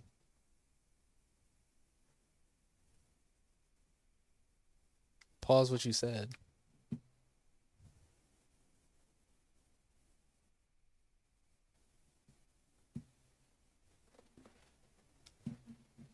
What are we pausing at? Wait, pause.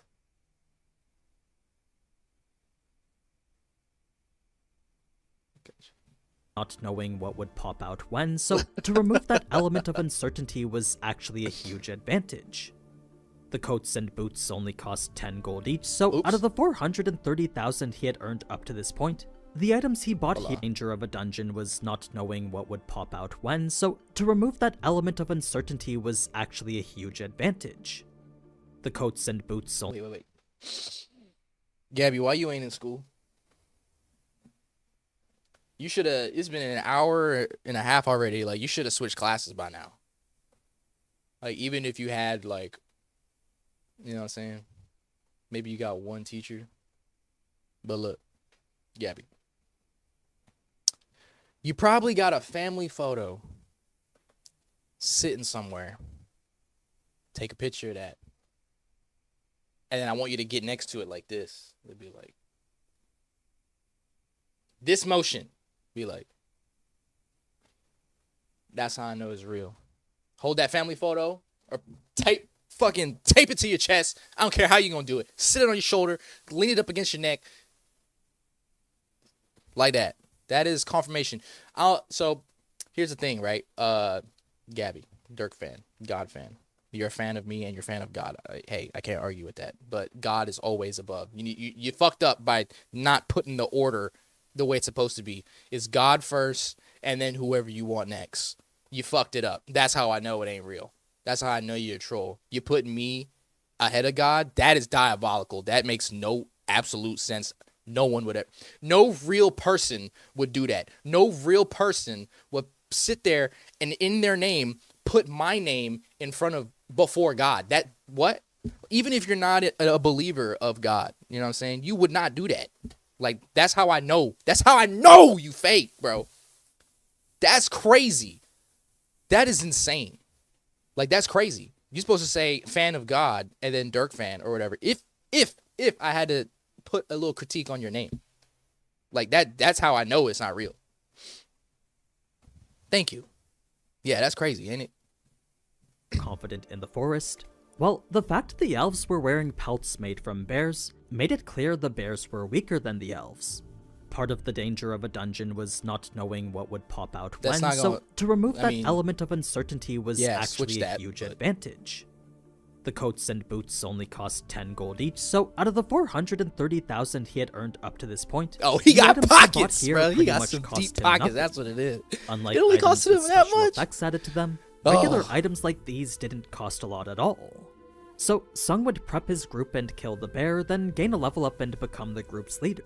Man, I would have gave them some real drip. I would have gave them some designer drip, bro. I'd be like, look, y'all the first ones to see me act up in this bitch. So I'm going to go ahead and give you some, what you want, Balenci's? You want some So you want some? Oh, you want some Rick Owens? Yeah, you get some Ricks. Like, bro, I'm telling you, yo, he would have been dripped out. Like, you had a Louis belt, all that shit. But they would have been like, they would have some special effects on him and shit. But damn, he could have gave him at least like $100 worth of stuff.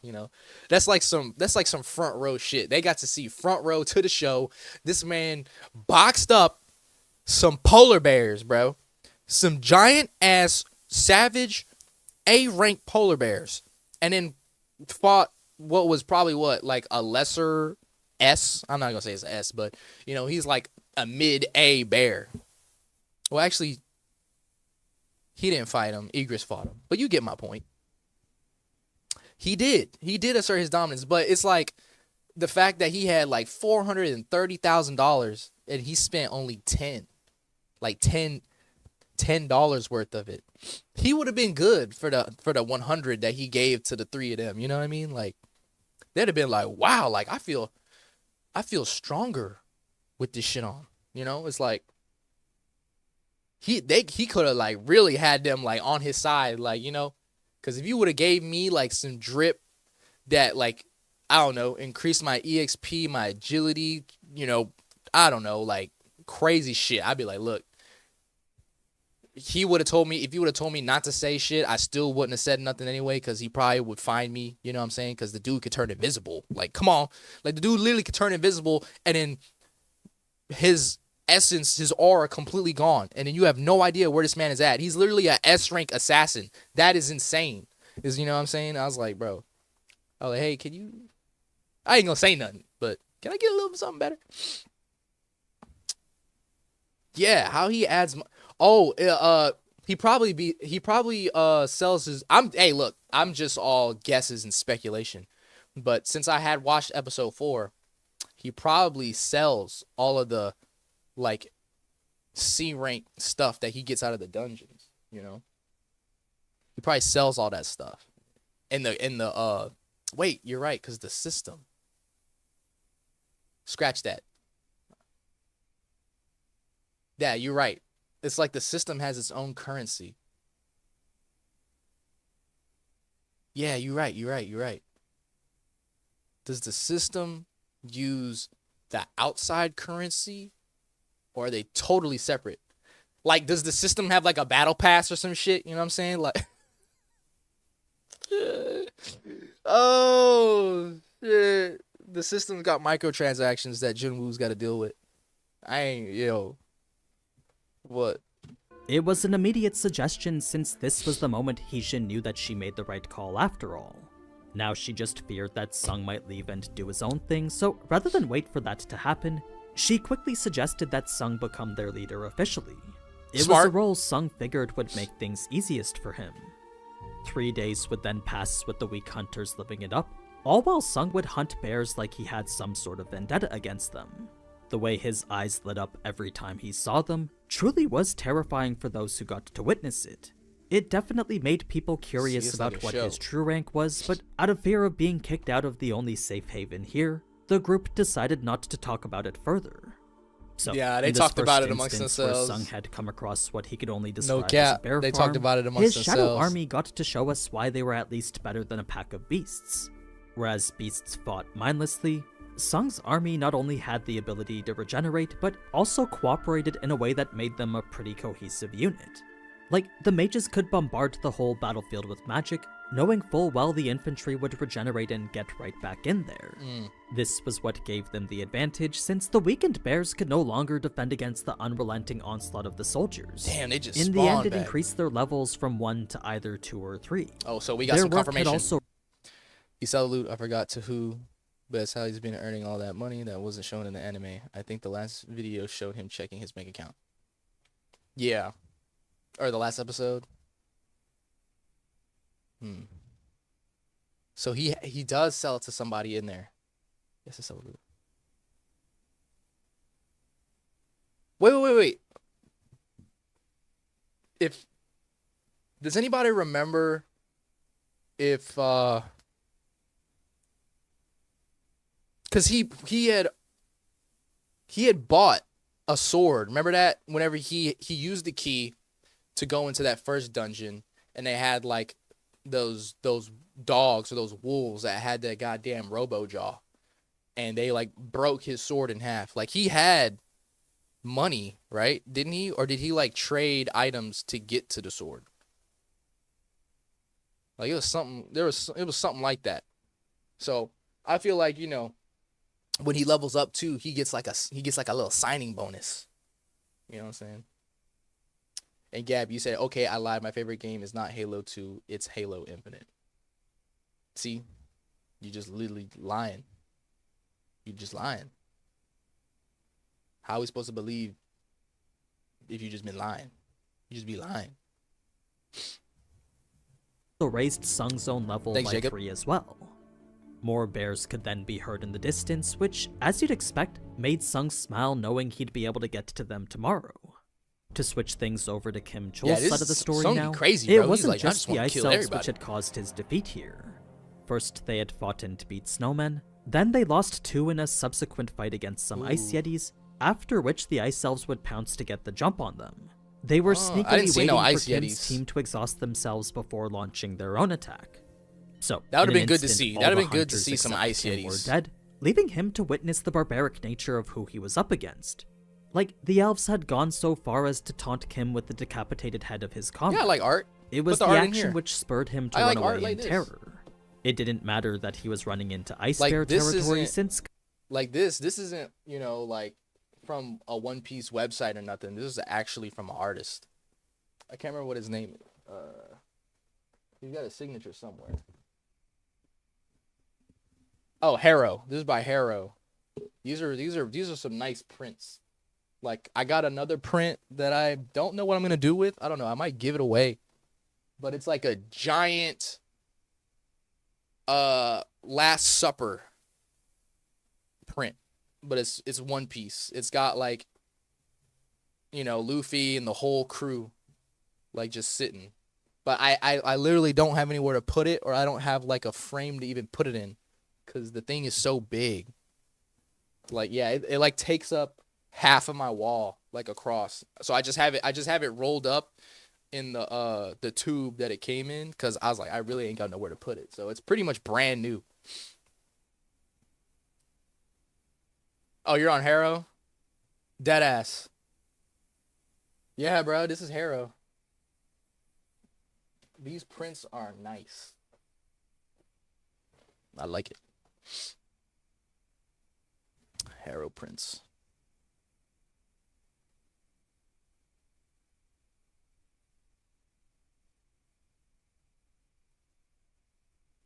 After the move? Move what? Move where? Let's see.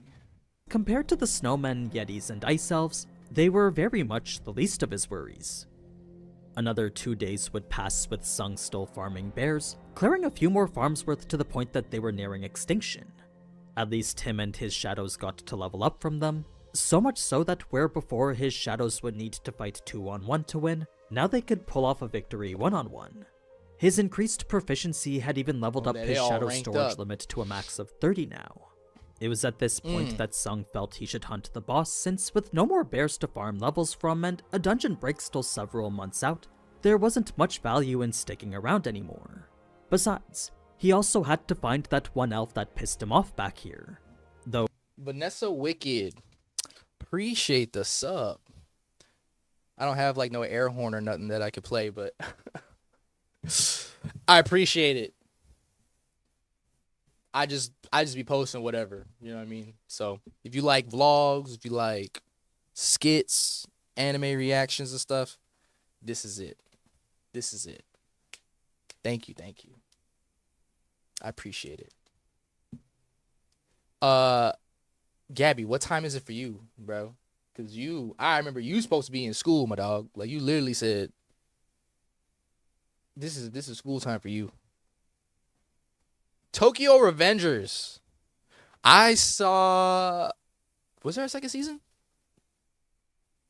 I think I only watched the first season. No, like for real. They got a second season? Hold up.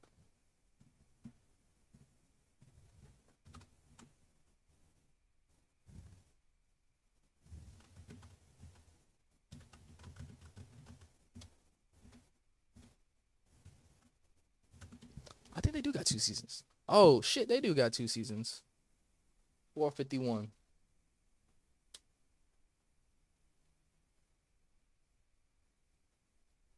Yeah, you should have been in school, my dog. Yeah, I'm telling you, bro. You still a little sus. Gabby, you still a little sus. It's my favorite anime after after DZ.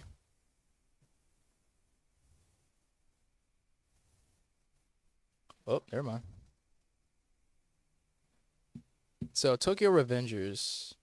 Did I watch season? Wait, how many episodes was in season one? After Dragon Ball. It's your favorite one after Dragon Ball? Okay, okay. I think I did. Wait. I did watch season two. Wait, no, I didn't. Yeah, dead ass. Actually, no, I didn't. I only watched season one. I only watched season one of Tokyo Revengers. What was the first anime I ever watched? Uh, that's a hard one, but I want to say the first anime I've ever watched that I actually like got into is Dragon Ball. It'd have to be Dragon Ball because I remember I would run home, throw my backpack down on the fucking ground, regardless as to whether I had homework or not, and then watch Goku. Not watch Goku. Watch what was it? Watching Goku run on Snake Way because the dude had died like so many times. He just be falling off Snake Way. I'm like, what is you doing? Like, what is you doing? Like, Goku, you can't even, you can literally fly. You got Golden Nimbus. Maybe he didn't have Golden Nimbus at the time. No, he had Golden Nimbus. He had it since he was a kid. But the dude, he would be running on Snake Way, and they tell him like, look, if you fall off, you're done. And then he'd fall off like 3 times. Brother even hooked me up with Naruto, Ninja Storm games. Yeah, I want to say Dragon Ball was the first thing I got into, and then I want to say anything that was on Kids WB, and the stuff that was on Kids WB, some of them I don't really classify as anime, but you know they had like Shaolin Showdown. Like I always thought that was an anime. Like they had Shaolin Showdown. They had like the Jackie Chan Adventures. Like those were crazy. But like I said, those weren't really classified as anime. Then they had like Avatar: The Last Airbender. That was like a US anime. But then it wasn't until I was like 11. I think it was like 11. I was like 11 or 12 and I started getting into Naruto and One Piece. Like those was it. So Tokyo Revengers has a season 3. Damn, I am so behind. Like I need to watch. For Ninja Storm, to this day, listen to the soundtrack. I watched Avatar. You watched Avatar? All right, Gabby, the 28-year-old, the 30-year-old. Just realized he was a kid. He's autistic. Yeah, like since we're on the topic, you know, Dragon Ball, Avatar: The Last Airbender, not the Avatar with the blue people, the Avatar: The Last Airbender, not the one with the girl, but the other one with Aang. But since we're on the topic of Dragon Ball, right? What I've just been, oh, we gonna watch that. Oh shit! I don't know if y'all gonna be here for it, but I seen this one Dragon Ball thing. It was like a fan made that I had came across, and that was the most lit Dragon Ball stuff I have ever seen. Like I didn't watch the whole thing, bro. Look. Damn. Let me look it up real quick. I gotta show y'all if y'all haven't seen it. But I'm gonna watch it on here. Like it's crazy. Hold up. Give me 1 second. I'm pushing. Hold on. Dragon Ball.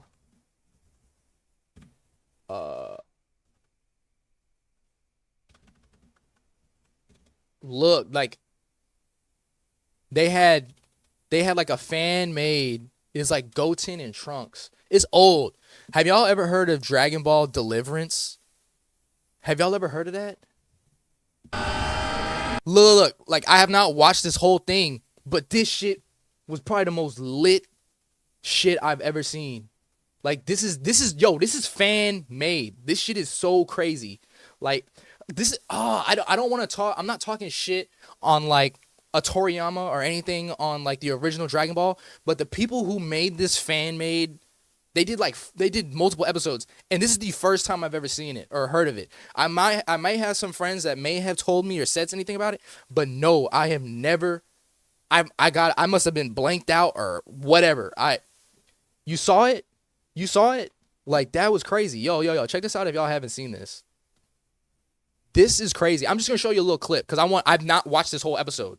I just literally, like, skipped to, like, you see how it's peaked right here for most replay? That's where I was at. Like, I just literally clicked on this, and I was like, yo, check this. I was like, let me look at this little spot right here to see if it's worth watching. And I knew I shouldn't have done it, but I feel like sometimes you got to, like, look at something real good. You're like, you know what? Watching this from the very beginning is worth it to see what happens at the end. But look at how they drew. Look at how they drew. Hey, are you familiar with Corey Kenshin, Manga Monsters? We Make It. Yeah, yup. I'm subscribed to Corey Kenshin. I'm glad he came back. Like, he's literally about to make my 2025 when it comes to YouTube content, because a lot of the Mr. Beast style content creators, they're kind of, they're boring. They're a little boring. You know, I like when all production is in house. You know what I'm saying? It's weird. Like, if you make content and you know, like, how to edit and stuff like that, it makes me appreciate more that Corey, like, literally edits all of his videos like his own. And he's been coming out with videos like every single day. Yeah, like, some of them might have been in like the file storage and he just been editing them, but his content is so good. Like, I just hope to be that good at editing whenever so good. But look at this. If y'all have never seen this, look at this shit. This is insane. Look at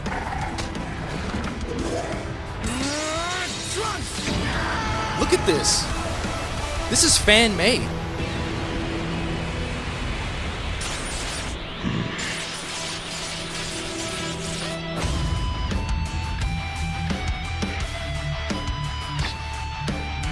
This is fan made, bro.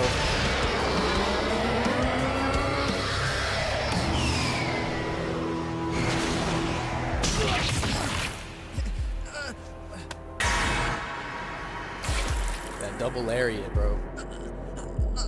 I cannot believe this is fan made. This looks so good.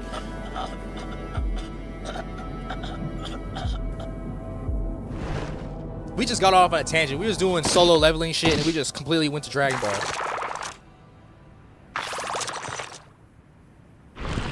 Yes, I'm saying, like, look at this. This is crazy. Like, fans made this?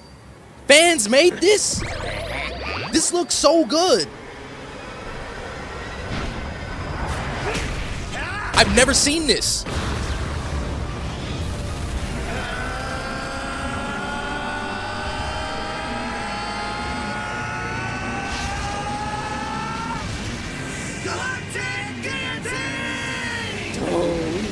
Trunks and Goten, bro, like, as teenagers. Oh my god.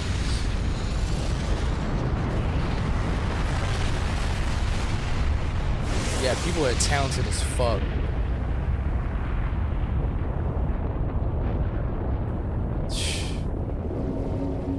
It's so good, man.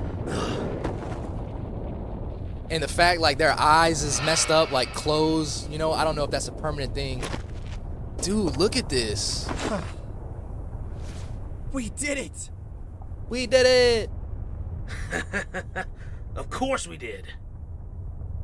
This was so good, dude. Look at their character design, dog. We used to They look fucking badass. Like, I've always loved the hard lines that they did whenever they drew, like, Dragon Ball characters, bro.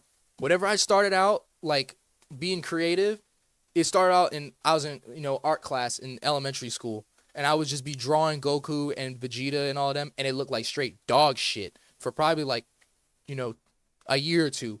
And then I started getting real good at it. And I mean, I ain't gonna lie, I had to trace some. And then like darken up my lines and stuff like that so I can like see how to do it. And I started drawing it. Look, I'm not good at drawing, or I'm not as good at drawing just like picturing stuff in my head and then putting it down on paper. But if I had this, I'll probably do a video actually of that. I'll have like a picture like this, and I could draw it like exactly just looking at it though. I just have to just keep looking at it and then drawing it, looking at it and drawing it, and I can make it look as closely as possible as this. But like if you just told me to no canvas or nothing and just start drawing, not looking at the picture, I need a picture of reference. I can't do it. But this is crazy. Like, look at this. They look so cool. Lost him? Seems so. Can it even see? They look so Where's his cool. eyes? Focus up, Goten. So, we Look need a at distraction. Goten, bro. Something that'll keep his attention. Even though his eyes fucked up, he remind me like a little Zorro. Look at my dog. Look at my dog right here, bro. Look.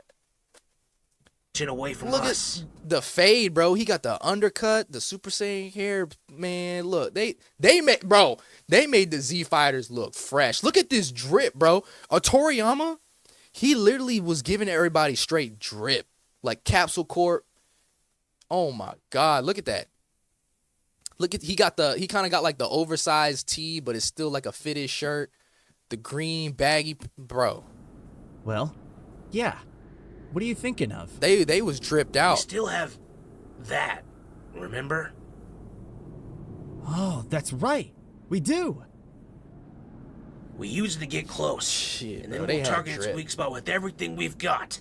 Yeah, if we had like a teenage Trunks, bro, and Goten, without them, I mean, like they're silly. They're silly characters. You know, they're best friends.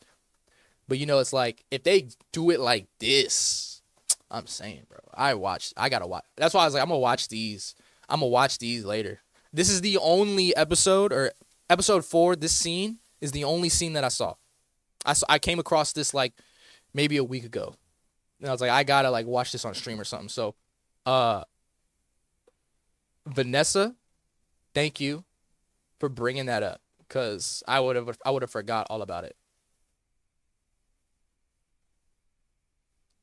Piccolo? I didn't even see Piccolo in this. I literally like skimmed the track, the video, the timeline, and just saw like this big old peak, and I was like, okay, let me look at that real quick. Yeah. I'm not gonna search no more on that. I'm gonna just go ahead and switch back. We're about to go back to the solo leveling. Damn, I gotta fix this reaction. Like, this is all chopped up. Hold up real quick. Oh.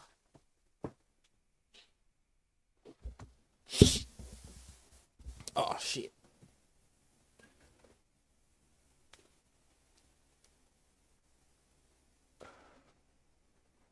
Mondo Cool also had a fan manga where Krillin helped defeat Cell. How I won't spoil it. It's all good. Yeah, I'm gonna have to watch that later.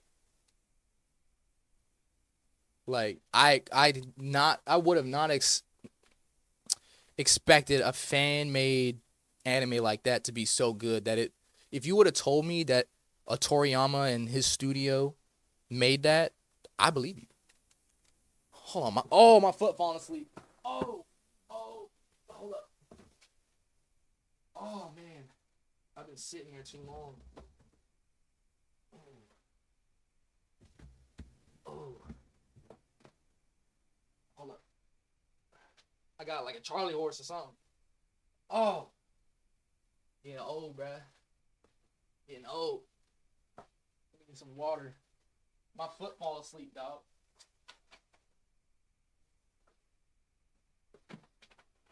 My foot fall asleep. Oh, shit. Ah. Oh. Gotta stretch real quick. Okay. think we good. I think we good. I think we good. Alright. Alright. Let's get big. Ugh.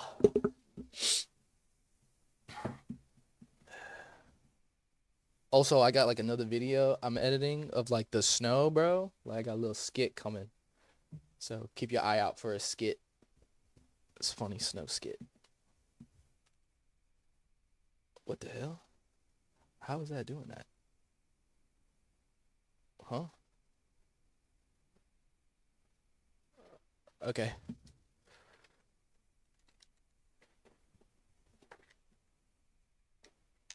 Do you wanna build a snowman? All right, let's get back into this video. Though 5 days had passed, Sung still I'm gonna have hated fun how it editing mocked this. him and the other hunters. Now, in the meantime, Kim was completely starved, surviving only off a measly rabbit ever since he'd stepped foot here. Damn. That's why he was able to pick up the scent of food so easily, He and ain't it's even also eat why no he was bear? so quick to anger. At this point, he was essentially ravenous. In fact, even if the food he smelled was coming from a camp of ice elves, familiar with his Gurren hunger Lagann, made yeah. him believe that I he could subdue started them it, and but get away with didn't it. like finish it either. Kim was so It looks hungry really that good, he though. couldn't even make simple logical decisions anymore. I've seen a lot of like little That's when clips he of would it. find the hunters, lash out at what he believed to be betrayal, then get slapped so hard that Sung's hand would start steaming from the impact. The elves would then make Wait, what? I didn't know his hand was stinging from the impact whenever he slapped him. They literally he literally threw Kim into the ground, right? And then threw his ass like 2 football fields away. Which was reasonable. It was a good reaction to have when this man was threatening to kill like everybody at the camp just because they chilling. Like, hold up, pump the brakes. Yeah, like pump the brakes. It's like you literally told us, one, we're not allowed in your crew or your group because we're dead weight, we're baggage. So you gonna go that way, and then we gonna go this way. And then now that you come into our way, you gonna be mad that we out here chilling by a fire, enjoying some bear meat. Pause. Bear food, and all you had was a rabbit. Like, what the fuck? Like, what? What? Bro, you could have lived. You literally could have lived. You could have lived a good life just being a subordinate in the Jinwoo fighting squad. But nah. You want to threaten everybody, get slapped in the back of the head, and steam in hand, and then get thrown like a football. their entrance, revealing the boss whose aura was way stronger than all the others. It was so Exactly. oppressive that He Sung gonna get couldn't mad. help but get goosebumps from it. The rest were grunts he knew he could easily take care of, Got mad mainly for no because reason. his recent level grind made him that Got mad much at his stronger. own mistakes. Now, this particular elf was actually the one Sung had it out for, so rather than dash towards him and take his head himself, he instead just threw his That was dagger at a cold. speed it couldn't even react to. It was a kill I'm sure Sung was extremely satisfied with. This brings It was us to cold. the interesting conversation Sung had shared with Baraka, which, though filled with hints that should have got Sung thinking, didn't really trigger any thoughts at all. Yeah, that got me too. Like, whenever I was editing this video, like episode 2 back, whenever he asked him, like, what he wanted or like who he was, is like the system started glitching. That was crazy. It's like the system glitched and was about to tell him what it was. Because, you know, he was like, there's a voice in our ear that tells us to kill humans. And I was like, what? So the system is playing both sides. The system's like, go after the humans because they ain't awoke yet, but they can be. And then he finally come across somebody who is woke that's got the system in his ear. Or really, he got the system on screen telling him, you know, like, kill this dude. He raised the fist to you. Kill him. You're like, we're playing rock, paper, scissors, bro. Like, I ain't got to kill him. I just got to beat him. You're like, nah, it's like, kill him. Yo, the system is crazy. He chalked up the not human comment as him just being a player, while the stutter and lack of reaction to it made it clear probing for information was useless. It was no doubt some bona fide NPC behavior, but that didn't matter to Sung at all. No. The only thing that did was being able to turn Baraka into a shadow soldier. This was the only thing Sung could think about ever since Baraka made his entrance, and it's probably why he didn't think too deeply about anything That ruined else. his whole mood. Sung just wanted a new soldier and the cool-looking daggers he possessed. Of course, Sung knew he couldn't beat Baraka alone, so what he needed to find was another strong Look at that ally. aura farm. Look at that. This leads to a fake out with he didn't have to Kim, be all since tied the up way like that. Sung kicks his sword towards him like he's seeking his help makes it seem like he's doing so in order to team up with him. Obviously that wasn't the case, but as the reader we don't yet suspect that Sung is baiting Kim into becoming a shadow soldier himself. So, while Sung was getting cut and sliced in his fight with Baraka, Kim finally woke up to find his sword next to him. This was incredibly lucky for both of them because Sung knew he wouldn't be able to last much longer, and Kim saw his opportunity for revenge. In the manhwa, Kim got skewered like this, then there was another cool panel where we see Sung casting a rise in the shadow of Igris's cape. Though the anime didn't show it, it was while Sung was busy doing so that Igris went on to distract Baraka. This was a good way to show just how strong Baraka was, since— Me neither. I did not notice that he kicked the sword over. Oh, well, actually, it's in the manhwa, right? He kicked the sword over. If they did that in the anime, I definitely didn't see that, or they didn't animate that. But I did. So the way that I'm getting this is that Sung can't turn someone into a shadow unless they're seen as a threat from the system first, right? Like they gotta be the aggressor, or they gotta aggro the system to be like, oh, enemy. You know what I'm saying? That's kind of cool. So he can't just go out there and just like, you know what? I'm gonna just start making you one of my soldiers. Igris barely served as a challenge to him. It didn't take long for Baraka to slice right through him. In fact, the only reason Igris wasn't defeated completely was because he was able to rely heavily on his regeneration abilities. Now, Sung's choice of name for iron was because Chul in Korean meant iron. His grade of a shadow was the same as Igris's at night grade, then though his towering stature made keeping up with agile opponents difficult, his innate aggro skill shadow provocation made such a limitation unimportant. He couldn't keep up. Iron instead made his opponents come to him. This too saved Igris from being defeated completely, so bad since the moment Baraka was about to land the finishing blow, shadow provocation immediately switched his focus from Igris to him. Reinforcement was another skill allowing Iron to tank all of Baraka's attacks, creating time for Sung and Igris to join the battle together. At first, there wasn't much all three could do, but with each subsequent hit they managed to land, these small cuts and bruises started to reduce Baraka's agility ever so slowly. It wasn't long before— Yeah, true. When he stabbed him too, he stabbed him twice. I wonder how much, like, he had like a double buff of like the paralysis from that dagger. He could do it to anyone. There are some exceptions. Okay. So the only exception that I know of so far is just being out of rank, like being too high of a rank, or not having enough mana. But if he could just do it to anybody, that's crazy. But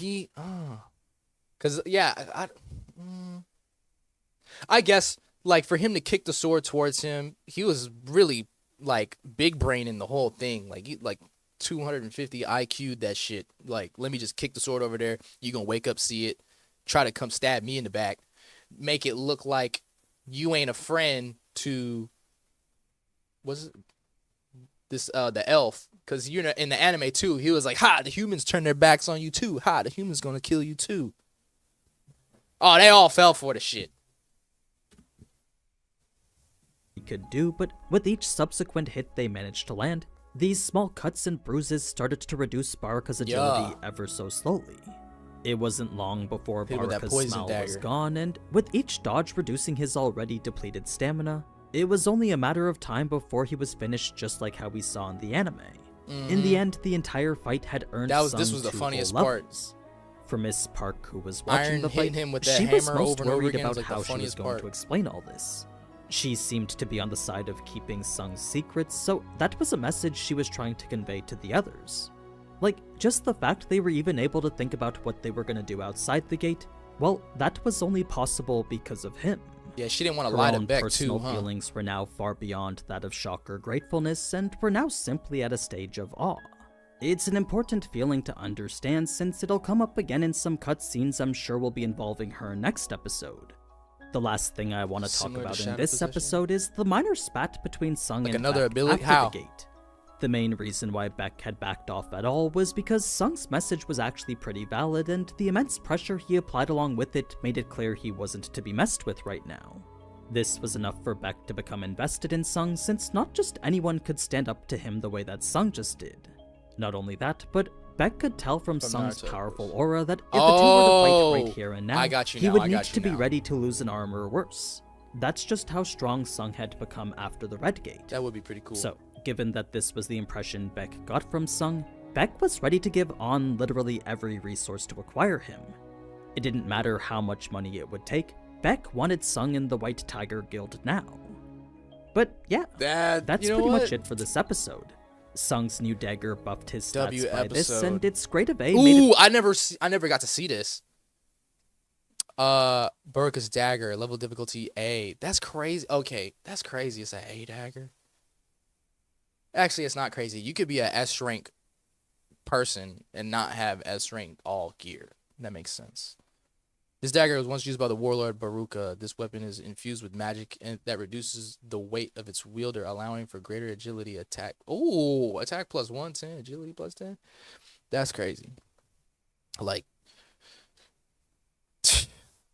he just kind of like gets a lot of these dagger drops now too, huh? perfect to replace Kasuka's Fang, which was becoming less and less effective lately. Oh, and the car scene does in fact happen in the manhwa too. Yeah. I was kind of thrown for a loop on this one. Yeah, I would never sell the weapon. That dagger is one of my favorites. That's a crazy dagger. He, like, with his like, they really played him out to be an assassin, you know. He can, like, completely eliminate his aura, go invisible. The dude's fast as fuck. Fast as fuck, boy. And now he got another dagger that increases his agility. And then he's got another dagger that does poison damage and paralysis. Dude's literally, like, spec'd up to be a straight assassin. Yeah, this scene got me straight up. I was like, it was funny, but I was like, damn. Anyway, if you liked what you saw and want to see more solo leveling, then feel free to leave a like and subscribe. There'll be a new video every week, and you can watch the previous episodes here. Until next time, though. That was a good ass video. There was a lot more cut content than I thought in episode 3. I need another day. Oh, what? That was crazy. Like, they showed a couple things that I ain't never seen. And he not spoiling nothing. Let me get to the third one. We got one more. Listen, if they're gonna skip all this and give us... We got 3 episodes straight. Listen, if they're gonna skip all this and give us this instead, then I guess in the end we're coming out at about even. It also Ain't gives gonna me lie. a lot to talk about. A little bit of so the fan if you wanna service, see it's the full okay. extent It of wasn't Sung's too bad. power leveling It in could the be tower worse. dungeon, the hectic The fan service could be just as bad as Fire Force. The fan service in Fire Force is pretty bad.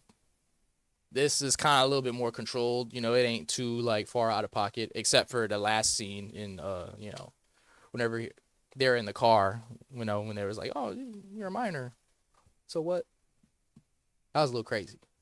But nothing, they ain't, you know, nothing was out of pocket, like, as far as graphic wise, you know, like, we ain't trying to see that. But here, this is not that bad. If you watch Fire Force, go watch Fire Force and see, like, all the scenes with the women. It's pretty bad. guild politics going on in the background, then the expansion of the world to a more international level. Stick around because we'll be covering all that and more. It's everything the anime left out from the novel and manhwa. Let's get started. Episode 15. Still a long way to go. Covering chapters 56 to 61 from the manhwa and chapters 65 to 75 from the novel. To start things off right after the Red Gate, there was a whole cutscene where Miss Park was debriefing with Beck and On. She was basically describing I would everything love to see she that saw scene. as best as she could remember. They didn't show none of this. Things like how Sung would do push-ups in the middle of the night, all the way to his ability to use spatial magic and his conflict with Kim. Most importantly was his ability to control dozens of summons, but the most unbelievable thing was the fact that he cleared this red gate all by himself. Yes, he did have his summons to help him, but as soldiers deriving from his very own skill set, it was still technically him doing the dungeon solo. He had This to use was mana a feat for it. truly So. unfathomable, since even for an S-rank hunter like himself, Beck knew on his own all he could do was just barely solo a B-rank dungeon. It was news that all but confirmed that Sung had reawakened. Oh, that's and insane. with an incredibly rare skill on top of that. That's insane. Yeah, this man's doing push-ups in the snow. He been in there for 7 days, right? He was in there for like a whole week with everybody. He literally did the whole thing by himself. It's supposed to be an A rank dungeon with an S rank boss. And Beck can only clear a B by himself. Or I'm assuming like he hasn't really even tried to do an A rank by himself, because that's kind of like pushing it, right? That is crazy. Yeah, because if he didn't, if Beck, Beck would definitely have been able to do what Jinwoo did if he had the Monarch ability where he could just bring all these shadows out. Beck would probably be able to do it more than likely. But yeah, getting ganged up on by everybody and the boss elf, yeah, you're cooked. No shot. Yeah, you be so tired, out of strength, out of resources from fighting them bears too. Yeah. That's crazy. Yeah, they put it in a huge perspective. Like if Junwoo was able to like just do all his summons and then I really wanted to watch him fight the Huang dude, the one that's from what's it called? The one that's from the US, he's on stateside. Yeah. Yeah, like if I wonder who would get farther. I think Beck would probably get a lot further if no, still, because Jinwoo has like a limitless bag of tricks where he could literally just go into that bitch and pull whatever he needs out, aside if even if he didn't use his shadows at all. Like Beck doesn't have that ability. He ain't got a system where he can just pull stuff out of thin air. So yeah, I still don't think Beck would be able to get as far as Junwoo did if they both decided to go through like a A rank. Yeah. Yeah, like, cause he could literally pull out anything he needs. Yeah, like how he went through levels 1 through 75. That's why Beck is like, what the fuck? He's like, how did you come out? Yeah, like they're all like, if she told Beck, because like they cut that content out. If she told Beck everything that happened, it's like Junwoo was pulling out designer clothing out of nowhere. Yeah. Shit, look what he got us. He got me. You can't even get this. Like, what brand is this? Like, literally, it's from a shop that only the system can give. He was like, I ain't never seen this shit before. Like, this shit nice. You're like, what? That don't make no sense. Yeah, Beck. Yeah. If Beck had the same system inventory that Jinwoo had, I think he would get further than Jinwoo would. But if they both not 1v1, like, if they both 1v1'd like a gate, Jinwoo's probably going to have to take it because he's got so much stuff. Like, he can sit there and swap different gauntlets, and he can even hide it too. Jinwoo probably, like right here, bro, he probably got a full set of gear on. He just toggled it invisible, so you can't see it. This dude got a full set. You just can't see it. Like, that's crazy. It was already rare for a hunter to control any summons, so to control 10s of them, Yeah, well, bro, like, that was, as I said, he need to start selling it. It was actually a skill no one thought to have even been possible. From the recent episode, it shows the quality of items gets far surpassed the current items for sale in the real world. Yeah. Yeah, like, he gonna have to, like, start his own black market. Like, they gotta have, like, a black market for the Hunter Association, like a fence, you know what I'm saying? So you just sell stuff. Yeah, like, yeah, they came out when they came out of that dungeon, out of that red gate, Beck was like, y'all looking fresh. Where the hell y'all get that drip from? You're like, Jinwoo, he hooked it up. You're like, how do you get that? He's like this. He R farming. He like, chill. Just chill. Like, where you get that shit from? Not Beck or his extensive connection to hunters across the globe either. He's like, where you This pull that then shit begs out? the question of how much money Sung is worth, which, as unthinkable as it was to consider, his value would only skyrocket the moment he was reassessed properly. If Jinwoo was a That stock, being the case, I'm Beck invested. knew he needed to recruit Sung before that. It was the only I'd be way like, to Beck, recoup their all my losses money. from the Red Gate. It was All my here money Miss on him. Park would express her interest in joining their efforts, since as the person who spent the most time with Sung, she believed her familiarity would prove useful. I mean, she did after all spend a week Ash with right. him. Check She him was out. also by conventional standards quite attractive, so Beck and Dawn figured that could come into play as well. Oh, they said she Her fine. only request in return was to be able to be in his raid party every single time no matter what. Reason being that her time in the Red Gate showed her just how powerless she really was. I remember that because I'm She gonna had edit all of these essentially learned videos. the lesson that and Sung post was them, trying so. to teach Song Yi. As much as that fear made her want to run away though, Miss Park didn't want to give up all the luxuries that came with being a B-rank hunter. The money and societal benefits were just too great to pass up, not to mention all the public recognition too. So what better way to remove the high-risk hunter factor influencer. making her ideal job so dangerous than to do raids with the man who could solo a Red Gate? Just as how he kept his That's promise smart. to Song Yi, Smart, Miss bro. Park wanted that same promise to be made to her. Just thinking about it made her heart flutter. So, this was how Miss Park ended up working with On, Jinwoo out here since at the stealing end of the hearts day, the from the request men and the wasn't women, all bro. that difficult. Ain't nobody safe in Beck this would damn then thing. ask On for Sung's phone number, but not for the reason that you might think. You see, where On believed Beck was gonna rush things and force Sung away from the guild, he instead stated it was only to thank Sung properly. After thinking more about what Sung had done I to like them, Beck. realized I Sung like Beck. didn't just save the lives of his guildmates. He had also ensured the guild's honor I don't like that wasn't fire tarnished dude. with a dungeon break. So, Sung I had don't like saved him. their public image from some very harsh. I don't like this nigga right here. I don't. I just don't. I mean, maybe it's these rings that's doing it. He got it. I might call it hating or whatever. I'm hating. Shit, I can hate. I respect. I don't really know too much about her, but I just don't like this dude. He just looked like the type that would just straight up just sell you out for these gold rings. He would just sell you out. Deadass. criticism, and that made Beck realize just how regretful his actions were here.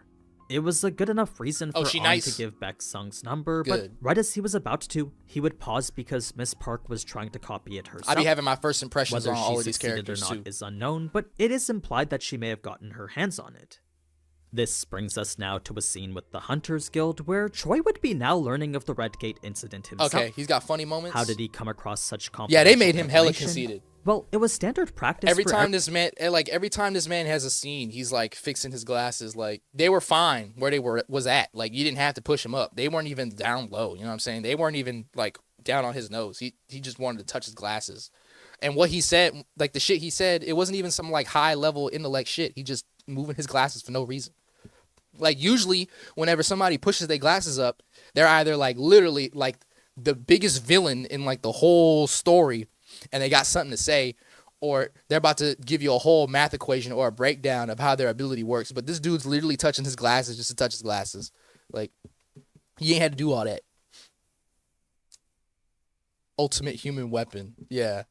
That's what Junwoo called him, huh? Like I don't know if that's the name that they gave him. And then Junwoo was just repeating it. Ultimate human weapon is cool though, but you know, you gotta like, you can sprinkle a little bit of conceited on it. Like, you know what I'm saying is like, you him, right? Just you could be him. You just got a subtle aura farm, like, you know, like Junwoo was doing, but he's like, huh. Yeah, no battle plan. Like, you know what? Like in episode 4, he was like, shields. And then, when he casts his fire, he's like, oh, there's some blowback from this fire. Shields. Where are my shields? I'm like, bro. He fixed his glasses before he did it. Shields. I was like, come on, bro. You ain't had to do all that. But then, like I said, Jung Woo, he like ego of death. He was like, my name is. He's like, nah, I don't care. Your name is not important. Just walk right past him. Your name is not important. I don't care. Like, I'm okay with that. He deserved that. He definitely deserved that one. Every guild to have 1 or 2 informants within the association. It was by far the best way to stay ahead of the competition. Now, I won't dive too deep into the reaction to the peculiar information that was leaked to them, but the gist is that they knew the White Tiger Guild was hiding something. I mean, even the association knew they were as well. The only reason the association didn't probe further was because the fault of the Red Gate was solely theirs. It would be far too bold to demand information for an incident that they caused in the first place. Either way, the ranks of the survivors who made it out the Red Gate made it abundantly clear that there was someone else present. Someone powerful the White Tiger Guild was trying to hide. This was a person Choi knew he needed to recruit himself, but unless he knew who that person was, Choi was unfortunately stuck. That being the case, Choi figured the best way to find out who this person was to make the situation as chaotic as possible. He would leak the Red Gate incident to the media, then force the White Tiger Guild into a situation where hiding the truth just wasn't possible anymore. A relentless bombardment from the media was sure to uncover. He is deceptive as fuck. He is diabolical. With Jinho now. At this point, Sung was level 60. This dude literally called up the media and was like, they did it. They did it. He's like, who's the source? Who the source? Me, nigga. I'm an S rank. I'm the source. And they're like, they took it, they ate it up. They're like, yeah, that's, hey, facts. They ate that shit up. The Shadows could clear a C-rank dungeon in no time at all, so it was decided 4 more raids would be done today, while the last 5 would be completed tomorrow. That's when their dinner would be had too, bringing in NXT. Him and his Shadows could clear a C-rank dungeon in no time at all, so it was decided 4 more raids would be done today, while the last 5 would be completed tomorrow. That's when their dinner would be had too, bringing an end to what Sung believed was a relationship built on pure transaction. I knew it. Jinho's heartfelt spiel made it clear it wasn't, but for the longest time, for me in the anime, they didn't clarify that. They didn't clarify if they did 6 raids in a day. I just assumed that they did. The only thing that mattered during were his levels. It was after gaining them that Sung saw zero need to continue the relationship, but Jinho's confession changed that.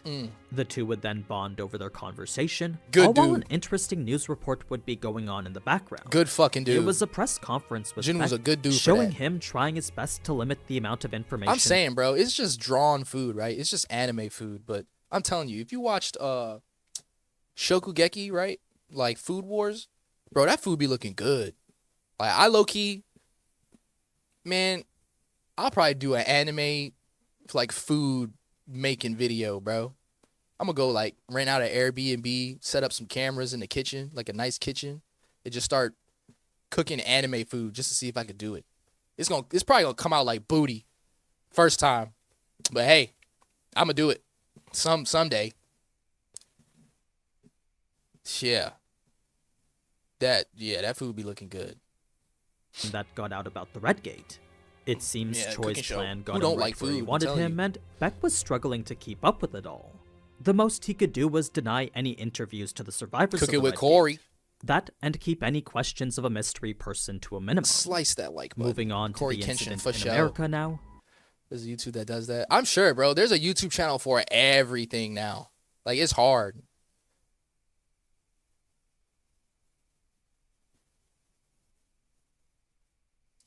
I'm pretty sure you did do that. What are you talking about? When did I cook? I just did like a regular cooking video like 2 years ago on this channel. I have like one cooking video on this channel. Oh, hell nah. Cooking with Kaya. Cooking with Kaya. Yeah, they got a lot of cooking stuff coming out. They're women are gonna. They're about to. I think they came out with their own. Is like, what was it? It's like Mufasa. It's like something, something, something. Mufasa. There's always a war between the sexes. I'm telling you. It's always some kind of war. It turns out not a single monster was present in the A-rank dungeon Ilhuan was found in. The Oh, I reason missed the gate something. Let me back it up. It seems Choi's plan got him right where he wanted him, and Beck was struggling to keep up with it all. The most he could do was deny any interviews to the survivors of the Red Gate. That, and keep any questions of a mystery person to a minimum. Okay, Moving on. touching up on that, right? I know I'm pausing a lot, but whatever. I first day back streaming desktop. The girl from El Dorado movie. I just found the perfect cosplay for her. Are you gonna cosplay El Dorado? Yeah, that movie is. That movie came out like 2001, didn't it? Road to El Dorado. That was like 2005 or something. Like Disney, wasn't it? Yeah, that shit old. I wasn't gonna judge. I was like, if you wanted to cosplay, I wasn't gonna judge. I was like, you do you. You do you. But yeah, like I was trying to say, that makes sense that Beck was like keeping it all like low key, because I was waiting for Beck to like come and investigate Jinwoo in episode 4. Like whenever he was gonna tell everybody that he was an S rank, I was really expecting all the cameras, like Iron Man, like everybody was on him. Like, okay, we about to get to the bottom of this. Like, where did your abilities come from? Like, they're just like talking in the mic. It's like, how did you get your abilities? How did you do this?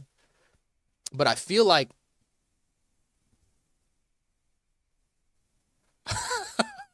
all right, good thing you shut that down. But I feel like they didn't like. I feel like the system wouldn't allow Jinwoo to like completely spill the beans on everything that's going on with his abilities. You know what I'm saying? It's like it would be like ReZero, how like if he tries to tell anybody the secret, it's gonna like grab him by the throat. Pause. It's gonna like try to kill him, or like tell him like you can't do that, because like he asked the system a question when he was fighting was it Baraka, whatever his name is, the elf. Because he asked him the question of, like, what do you want? Or whatever it was, and he just glitched. It's like the system's hiding something.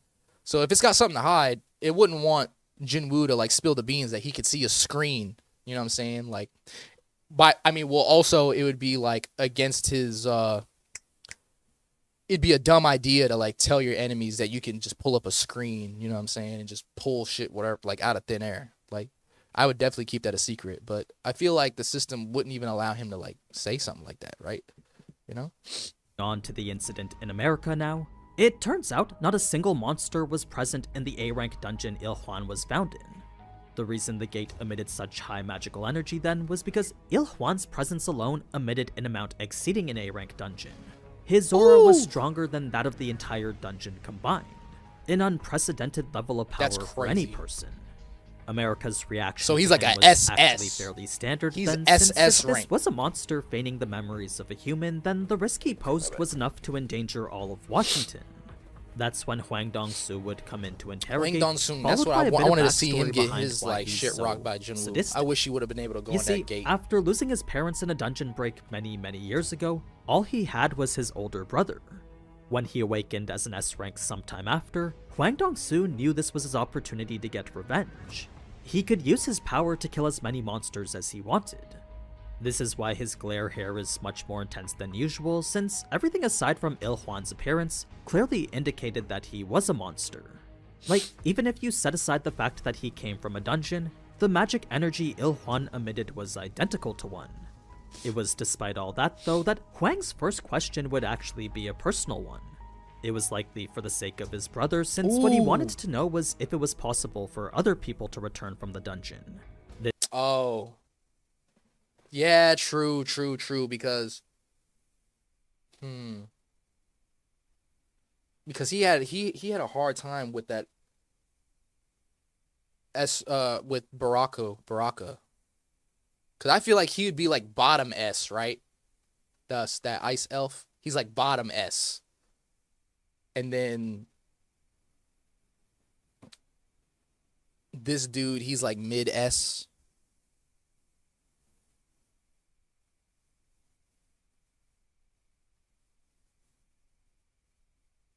Oh yeah. He did level up. And he probably got some bonus from beating such a high level elf too. But I mean, like, he should be faring pretty well, right? Like, since he went through in the anime, he went through already 75 floors in the demon castle. Like, he probably got a little bit more, a little bit more a chance, huh? This was unfortunately a question Il Huan could only. What's this? What's this? Oh. Oh. One cannot be brought back from the dead. Didn't Jinwoo die? He wouldn't have had the levels. That was after the red grade? Okay. Yeah. Only shake his head to, since the Yeah, he reason would've he got came mopped. back was very specific. Get cooked. He didn't explain how that was, but he did make it clear for other hunters it wouldn't be possible.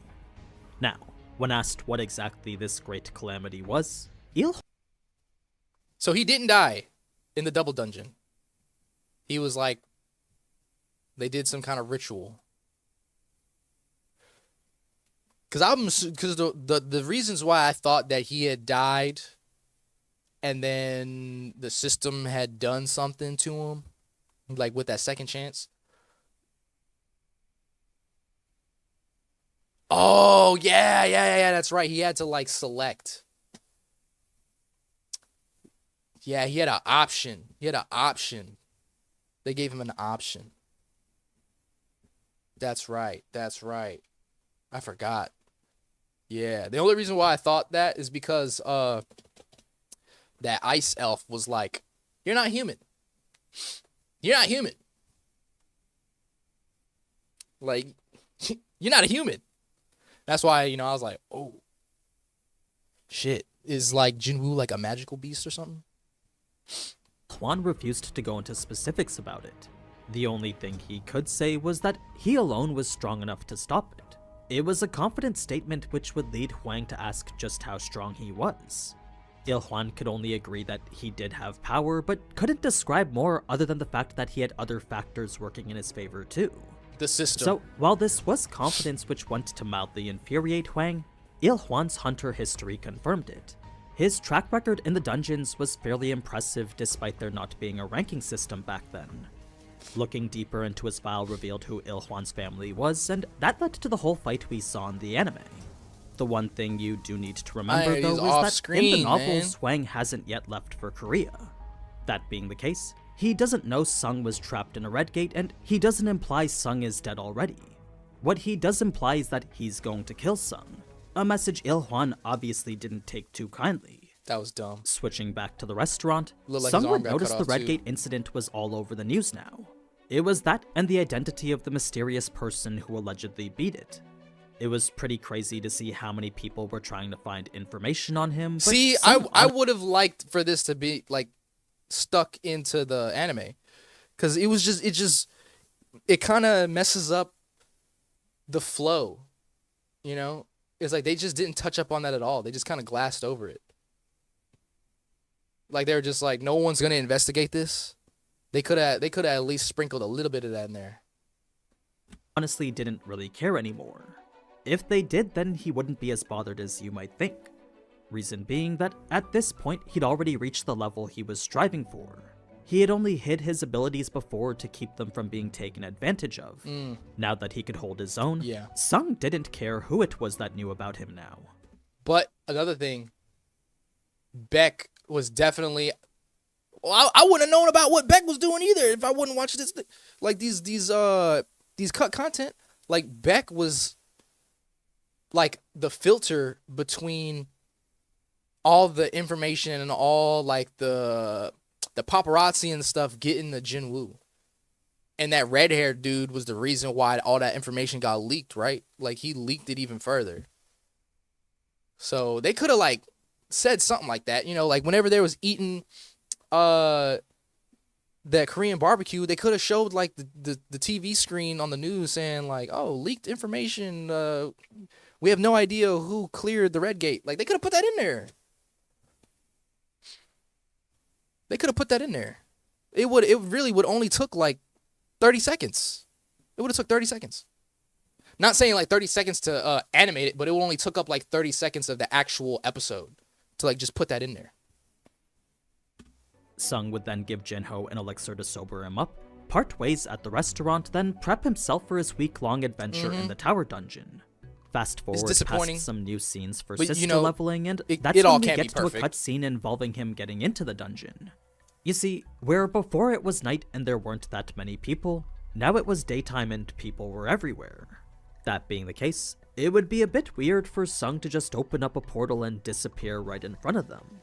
So, Sung would use his stealth skill, shimmy to a place a bit more discreet, bump into a few people along the way, then make his way in completely unnoticed. Something Sung had noticed himself, though, was that despite making physical contact with several people, not a single person noticed he was there. Stealth had made him imperceptible to even touch. It's from this that Sung now understood why high-level assassin hunters needed to be closely monitored, since stealth skills like this were very easily abusable. Now, it was upon re-entry into the tower dungeon that the lack of another Cerberus revealed this was a dungeon that operated a bit differently. Whereas in the instance dungeons monsters respawned, it seemed that here they didn't. So whatever this was, it was clear it was going to be something new for Sung. A fact further indicated by the hefty rewards waiting for him at the end of it. When Sung saw what could be earned from the quest alone, the plus 20 in bonus stats were enough to make the entire thing worth it. It was a heaven-sent gift he planned to put straight into intelligence, a means to solve his mana problems all at once. The undisclosed reward was sure to be good too, but any single item from the shop provided value in the billions. With items there worth hundreds of billions in gold, his measly 430,000 didn't seem like that much of a problem anymore. What? Of course, the requirement to earn these was going to be tough, since 10,000 demon souls would be lengthy even with his army of 50 shadow soldiers. How long did this take? Failure would just mean he'd only lost time, so in comparison to the other quests where failure meant death, this was much more lenient than those. Now, one last difference that needs to be noted is the addition of an experience counter telling him how much XP he needs to level up. The counter only existed within the dungeon itself, but it did make it easy to keep track of how fast he was leveling. It was while Sung was familiarizing himself with the dungeon that a post-interview scene would be shown with Beck. See, I need this. He had just finished his run with the press and was now on the receiving end of a phone call from an S-rank hunter in Japan. It was the retired Korean hunter Min. He was in Japan due to the request. Yo, like, why aren't they showing this, man? Like, they make Beck seem like a mystery in the show. Like, they only showed Beck blow up a damn block whenever he was training, and then just getting a little bit of confrontation with Junwoo and that Hwan Dong-soon. That's how you call it? That's what his name? Like, that's really, like, all they did. Like, they make him look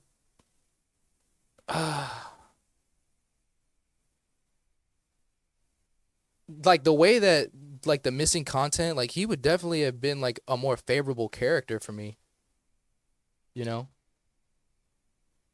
Because he's sitting here. Yeah. Like, I wouldn't have, like, I'm glad I got this content to watch. You know what I mean? Like, for people like this channel to fill in all the blanks too, you know? Because, like, I feel like even if I were to read some stuff, there would be some shit that I would still miss. Like, I'm not perfect. Like, I can't, like, because I'll be looking at the panels and the scenes and be like, oh, that's crazy, that's fire, that's crazy. And then, because sometimes, like, since it's colored now, right? Like, the manhwa was colored, or you can find a colored version of it. But you know, whenever you're watching it like week to week and then it's just black and white, sometimes you can't even make out what's going on the panel. You're like, you just see swish, boom, kapow, and you're like, what? You're like, what the fuck? You're like, that looks cool. Can't wait for that to get animated so I can actually see what it looks like. But that's why I'm worried for with One Punch Man. But that's like a whole nother story because their panels look insane. Like I'm like, damn, the animators got hella work to do. But yeah, like I would be more attached to Beck's character if I would have seen all the background stuff that goes on that he's trying to do. Like he's literally trying to save face for Jinwoo, especially if it was like his fault and his mistake for the phenomenon of a red dungeon to just pop up out of nowhere. Like he wouldn't prepare for that. Nobody would prepare for that. But he's getting in front of the media, you know, like he really is saving Jinwoo a lot of time. Cause the other dude, that other S rank dude just blew the whole lid off and was like, hey, it was the white claw. Or it was the white guild. Phantom Limb. For some reason, I'd be thinking of Phantom Troop. Hunter x Hunter. That's what need to come back. Hunter x Hunter. Dude, you reading a lot. You read a lot. You got like four manga you reading. That's good. I respect that. Specifically because they were looking for someone who participated in the Jeju raids. As for why, well, that's the because dude an that ant with retired. wings washed up on their shore. This is where the involvement of other nations starts to become more prevalent, bringing into question how the anime is going to portray it. I mean, they've already introduced the mutated ant in the anime, so technically this whole scene isn't even needed. Okay. That said, I'd be I very still like to see- surprised if they cut out all the Japan stuff completely. Now, the anime skipped through quite Oh, a few they of the lower cutting floors, the but to give Japan an shit idea out of what 'cause of Sung they was vendetta, going huh, through, Jacob? he was extremely ecstatic since this was the most efficient level farm since the subway dungeon. Not only was he getting experience, but also plenty of item drops too. There was numerous loot that could be sold to the store for hundreds of thousands of gold apiece. Initially, he wasn't very Oh wait, sure. you're doing your own? Yeah, man. Just keep drawing, bro. You don't even like your drawing whenever you do panels. Like I personally, they don't even need to look perfect. They don't need to look like amazing. You can literally just draw briefly, you know, like a rough draft of like your whole ideas of the way the anime is supposed to be or the manga is supposed to be, and then if you feel like you have limitations on how well you can draw it, you can have somebody else draw it, you know, and you would have created some banger ass manga, and it had that be animated. I'm telling you. Where to go, but after seeing the pillar of light in the distance, Sung hopped on Tank and rode him all the way there. As for why he chose the name Tank, it was simply because the bear was as big as a tank. It was once at the pillar of light that the whole thing was revealed to be just one giant magical elevator. Sung could access any floor from it, so Ooh, long what- as he used Let me look at this. That's where he was. Damn, that is insane.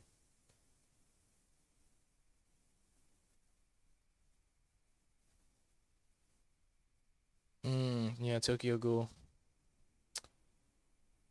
I feel like they butchered Tokyo Ghoul too. Like, I'm so confused whenever I watch Tokyo Ghoul. That was probably the most confusing show I watched. Except for season 1. Season 1 was it was easy to follow. And then everything I agree, and I've seen like a lot of people say that Tokyo Ghoul lost them after he was walking in the snow with his best friend that he was going to eat, or you know, it lost me like after that. a permit to unlock it. It made it so whether it was the 100th or first floor, every floor was connected by the same pillar of light. Yeah, I should have just So, read it. these lower floors granted him levels far faster than the C-rank dungeons, since where 9 C-rank dungeons were I agree. required to gain just one I was level, lost. only 4 hours here gained him the same. He was essentially climbing to the upper echelons of the S-rank now. How did Sung know he was at the S-rank? Well, when he met Beck, he knew right then and there that he had Yeah, I'm gonna be at the gym. Yeah, I'm gonna be there like 5:30 maybe. No, probably like 5:40. This is probably the last video. Yeah, this is my last video I'm gonna watch. Hit the gym. Hit the gym. Just All right, barely bro. reached the S rank. Thanks for He coming wouldn't in. have been able I'll to see you brush there. him off like this if he hadn't. 2 days of grinding got him to floor 27, where the demons now gave 300 XP apiece, and his soul count was sitting at 2100. He was also Bro, at he's level getting 67, so to say he was satisfied with his growth would be an understatement. It was by now that Yeah, I Sung gotta had get them noticed gains. I gotta each level floor up was myself. modeled after a different city I gotta too, solo but level up with the myself. destruction getting worse the higher he got, it became increasingly difficult to recognize which city it was. Like, here on the 27th, the whole thing just looked like it had been carpet bombed. There was no day or night cycle either, so Sung could only rely on his watch to keep time. He would usually stop his grind at around 11 PM or so, this time dazing off to sleep while wishing Jinho luck with his negotiations. Both the novel and manhwa That's portray good, this that's good, that's good. conversation a bit differently, since the way I like Jinho's Jinho. dad found out about Sung was actually through the direct testimony of a Redgate survivor. It's how Jinho found out Sung was involved in it too. After hearing all those news broadcasts regarding this mystery person, Jinho finally pieced together that that mystery person was Sung. This led Jinho to believe his negotiations were over, since after hearing the hunter describe just how powerful Sung was, there was no doubt his dad would think he cheated. His dad's reaction was actually the opposite though, since he was just happy his son went into the dungeon with a plan. It was also incredibly convenient that a man so useful to him just so happened to be in arm's reach now. All of it turned out to be a shock, especially the response in which Jinho couldn't confidently say he could recruit Sung. Unlike how in the anime he did, here he could only say that he would try. It was a response that really resonated with his dad, since there would be no meaning to the challenge if it was too easy. In the end, his dad couldn't help but smile, since the son he previously thought was just a kitten turned out to be a tiger cub after all. Never did he think Jinho would be so daring. So the smile was a rare occurrence for the man known across Korea as Poker Face, famed for never showing any emotion whatsoever. In the Even with manhwa, his an kids, additional bro, had a challenge poker was given face. to Jinho alongside this, since the guild would only be his if he could recruit Sung before his father could recruit his own S ranks. We already know he was going for Cha, but what we don't see is that he's also going for Min, the retired hunter who Jinho's father believes to be coming out of retirement. Since he had retired due to failing all 3 of the Jeju raid attempts before, it was more than likely that he would return for the 4th. So, with another raid likely happening in a few months, Okay. Jinho's We're dad probably gonna figured get he another might raid like in to do so as season the 3, leader of his or own season 2. guild. It made this essentially a race to see who would come first. Would Cha or Min succumb to the grand offer presented to them, or would Jinho be able to pull Sung before that? All of them The saying, loser bro, they gives all up the got guild that to the mentality. winner. Switching back to the dungeon, and Sung would be at That Saiyan 450 blood. now. He was 4,388 souls into his quest, and another 2 levels higher at 69. Though the levels were coming a bit slower now, the single day spent acquiring this was still far faster than anything he'd been doing before. A copious amount of items were dropping as well, all of which he was collecting and selling to the store immediately after. Yeah, I Where wonder how 3 much days bank ago he he was got. only at 430,000 gold. let me know. Now he was sitting at 914 million. Soon he could What? Yo, what? This dude almost got a bill. Oh my god, dog. He almost got a bill. He had 400,000. Now he's at a... Dude, he's literally a billionaire, bro. Dog, he's a billionaire. Like, that's all currency, bro. That's not even gear. That's all currency. That's liquid.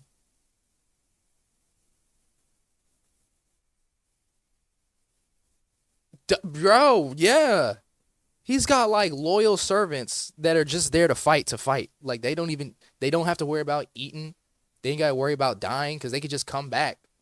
Like if Jinwoo just still got mana, they can come back. That is wild, bro. Oh my god. There's gotta be a piece of gear in the system that's worth like 10 billion. 10 billion gold. Or whatever that G is. That's crazy. Buy whatever S-rank weapon and armor he wanted. This brings us to the fight with Vulcan, which, while for the most part was the same, a couple details need to be explained to provide better context. What's An the attack context? was actually blocked by iron during Vulcan's initial assault, but the attack had shattered both his arms in the process. It was a Okay. good contrast to show how strong Sung is in comparison to his shadows, since Sung was able to tank all of Vulcan's attacks. This was with Vulcan's rage skill increasing all his stats by 50% too, so Damn. as far as powerful bosses go, this one was probably one of Sung's toughest. It just didn't seem that way because he's leveled up so much. When Vulcan predicted Sung's attack here, it was actually a pure gamble to use Ruler's Reach in response. Whereas the only other option was to just take the hit head on, Sung hoped Ruler's Touch would absorb some of the recoil and soften the blow. It was a clever way of getting out of an otherwise undodgeable situation. That was crazy. In the end, it wasn't one attack that killed Vulcan, but rather That a was series slick. of When he consecutive used fatal that- strikes after this one. Ruler's hand, There he was went genuine over the fear in club. Vulcan's eyes as it happened, because the bug he'd just been hunting with excitement had now turned the tables on him. The end result was 72 souls and 150k experience, resulting in a whole 2 levels just from that. The drops were exactly as we saw as well, so with the earrings giving plus 20 to strength and plus What do you get? Oh, yeah, the Monarch earrings.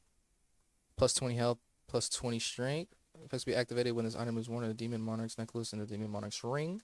Okay, so it's like a set. 20 to health, Sung was ecstatic at what was pretty much 8 level ups worth of stats. There was a funny cutscene right after this though, involving Igris and how he's constantly collecting demon heads and presenting it to him. Yeah, Jacob's not here, but yeah, he told me about this. He was collecting heads, and they didn't show that in the anime. Damn, bro. I wish they Sung would've only shown saw this this as a stuff. minor annoyance, but the bigger annoyance was the fact that Iron was trying to copy him. Somehow, when no one was looking, Iron had cut off Vulcan's head and dragged it to Sung as well. It wasn't even his kill to begin with, but because Igris was doing it, Why, Iron bro? felt he Why are they putting that in, man? That is something to be animated. That'd have been funny. I'm sitting here laughing at an unanimated panel. It's just a still image moving across my screen. If they would have animated that, that'd have been hilarious. he had to do it better. Now, aside from another cutscene where Sung tests the Orb of Avarice, that's pretty much it for this episode. So, all in all, it was I quite wanted a lot. to see that too. Some Told me big about scenes, that. some small scenes, but each building the world and characters into something more. There was actually quite a bit more than I thought there would be. So, let me know what you think down in the comments, and if you liked what you saw, then be sure to like and subscribe. I like it. I liked it. And I subscribed. For the algorithm.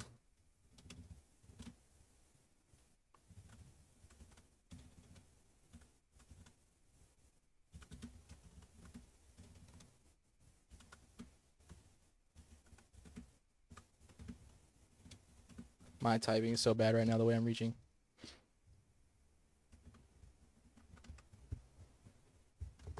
W video really cleared up a lot of questions.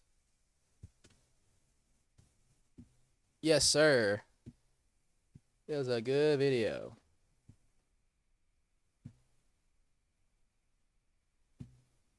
Yup. Thanks for stopping in, Silver Comet. Appreciate you. This is my first stream back. Oh, 3 hours. I'm gonna wait. I'm gonna do 3 hours on the dot. You know what I'm saying? 3 hours on the dot.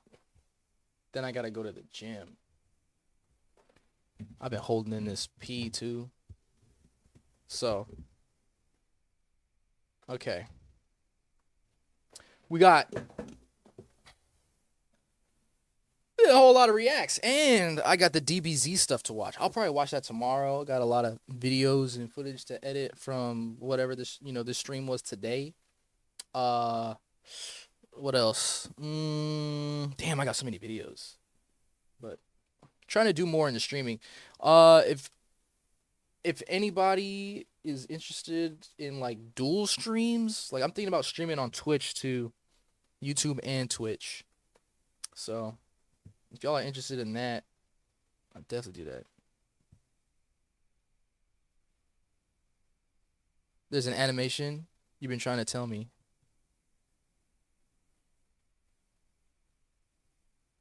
Oh yeah, Goku versus Gohan fan animation. Let me just look at it real quick.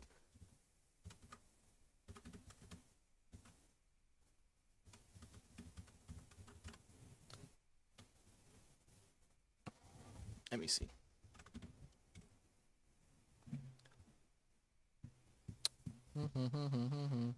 Which one is it? This one? This one right here?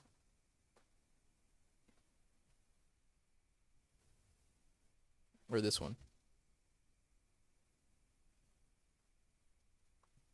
By Alex. Okay, this one. 7 minutes, 45 seconds. All right, we're going to check that out next time. I got to make a list.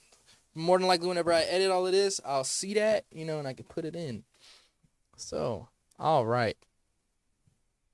All right, y'all. I'm about to end stream. I appreciate everybody that showed up. I'm out. I'm about to go solo level myself up in the gym. You know what I'm saying? Got to get these gains, bro. I'm out. Later, y'all. Peace.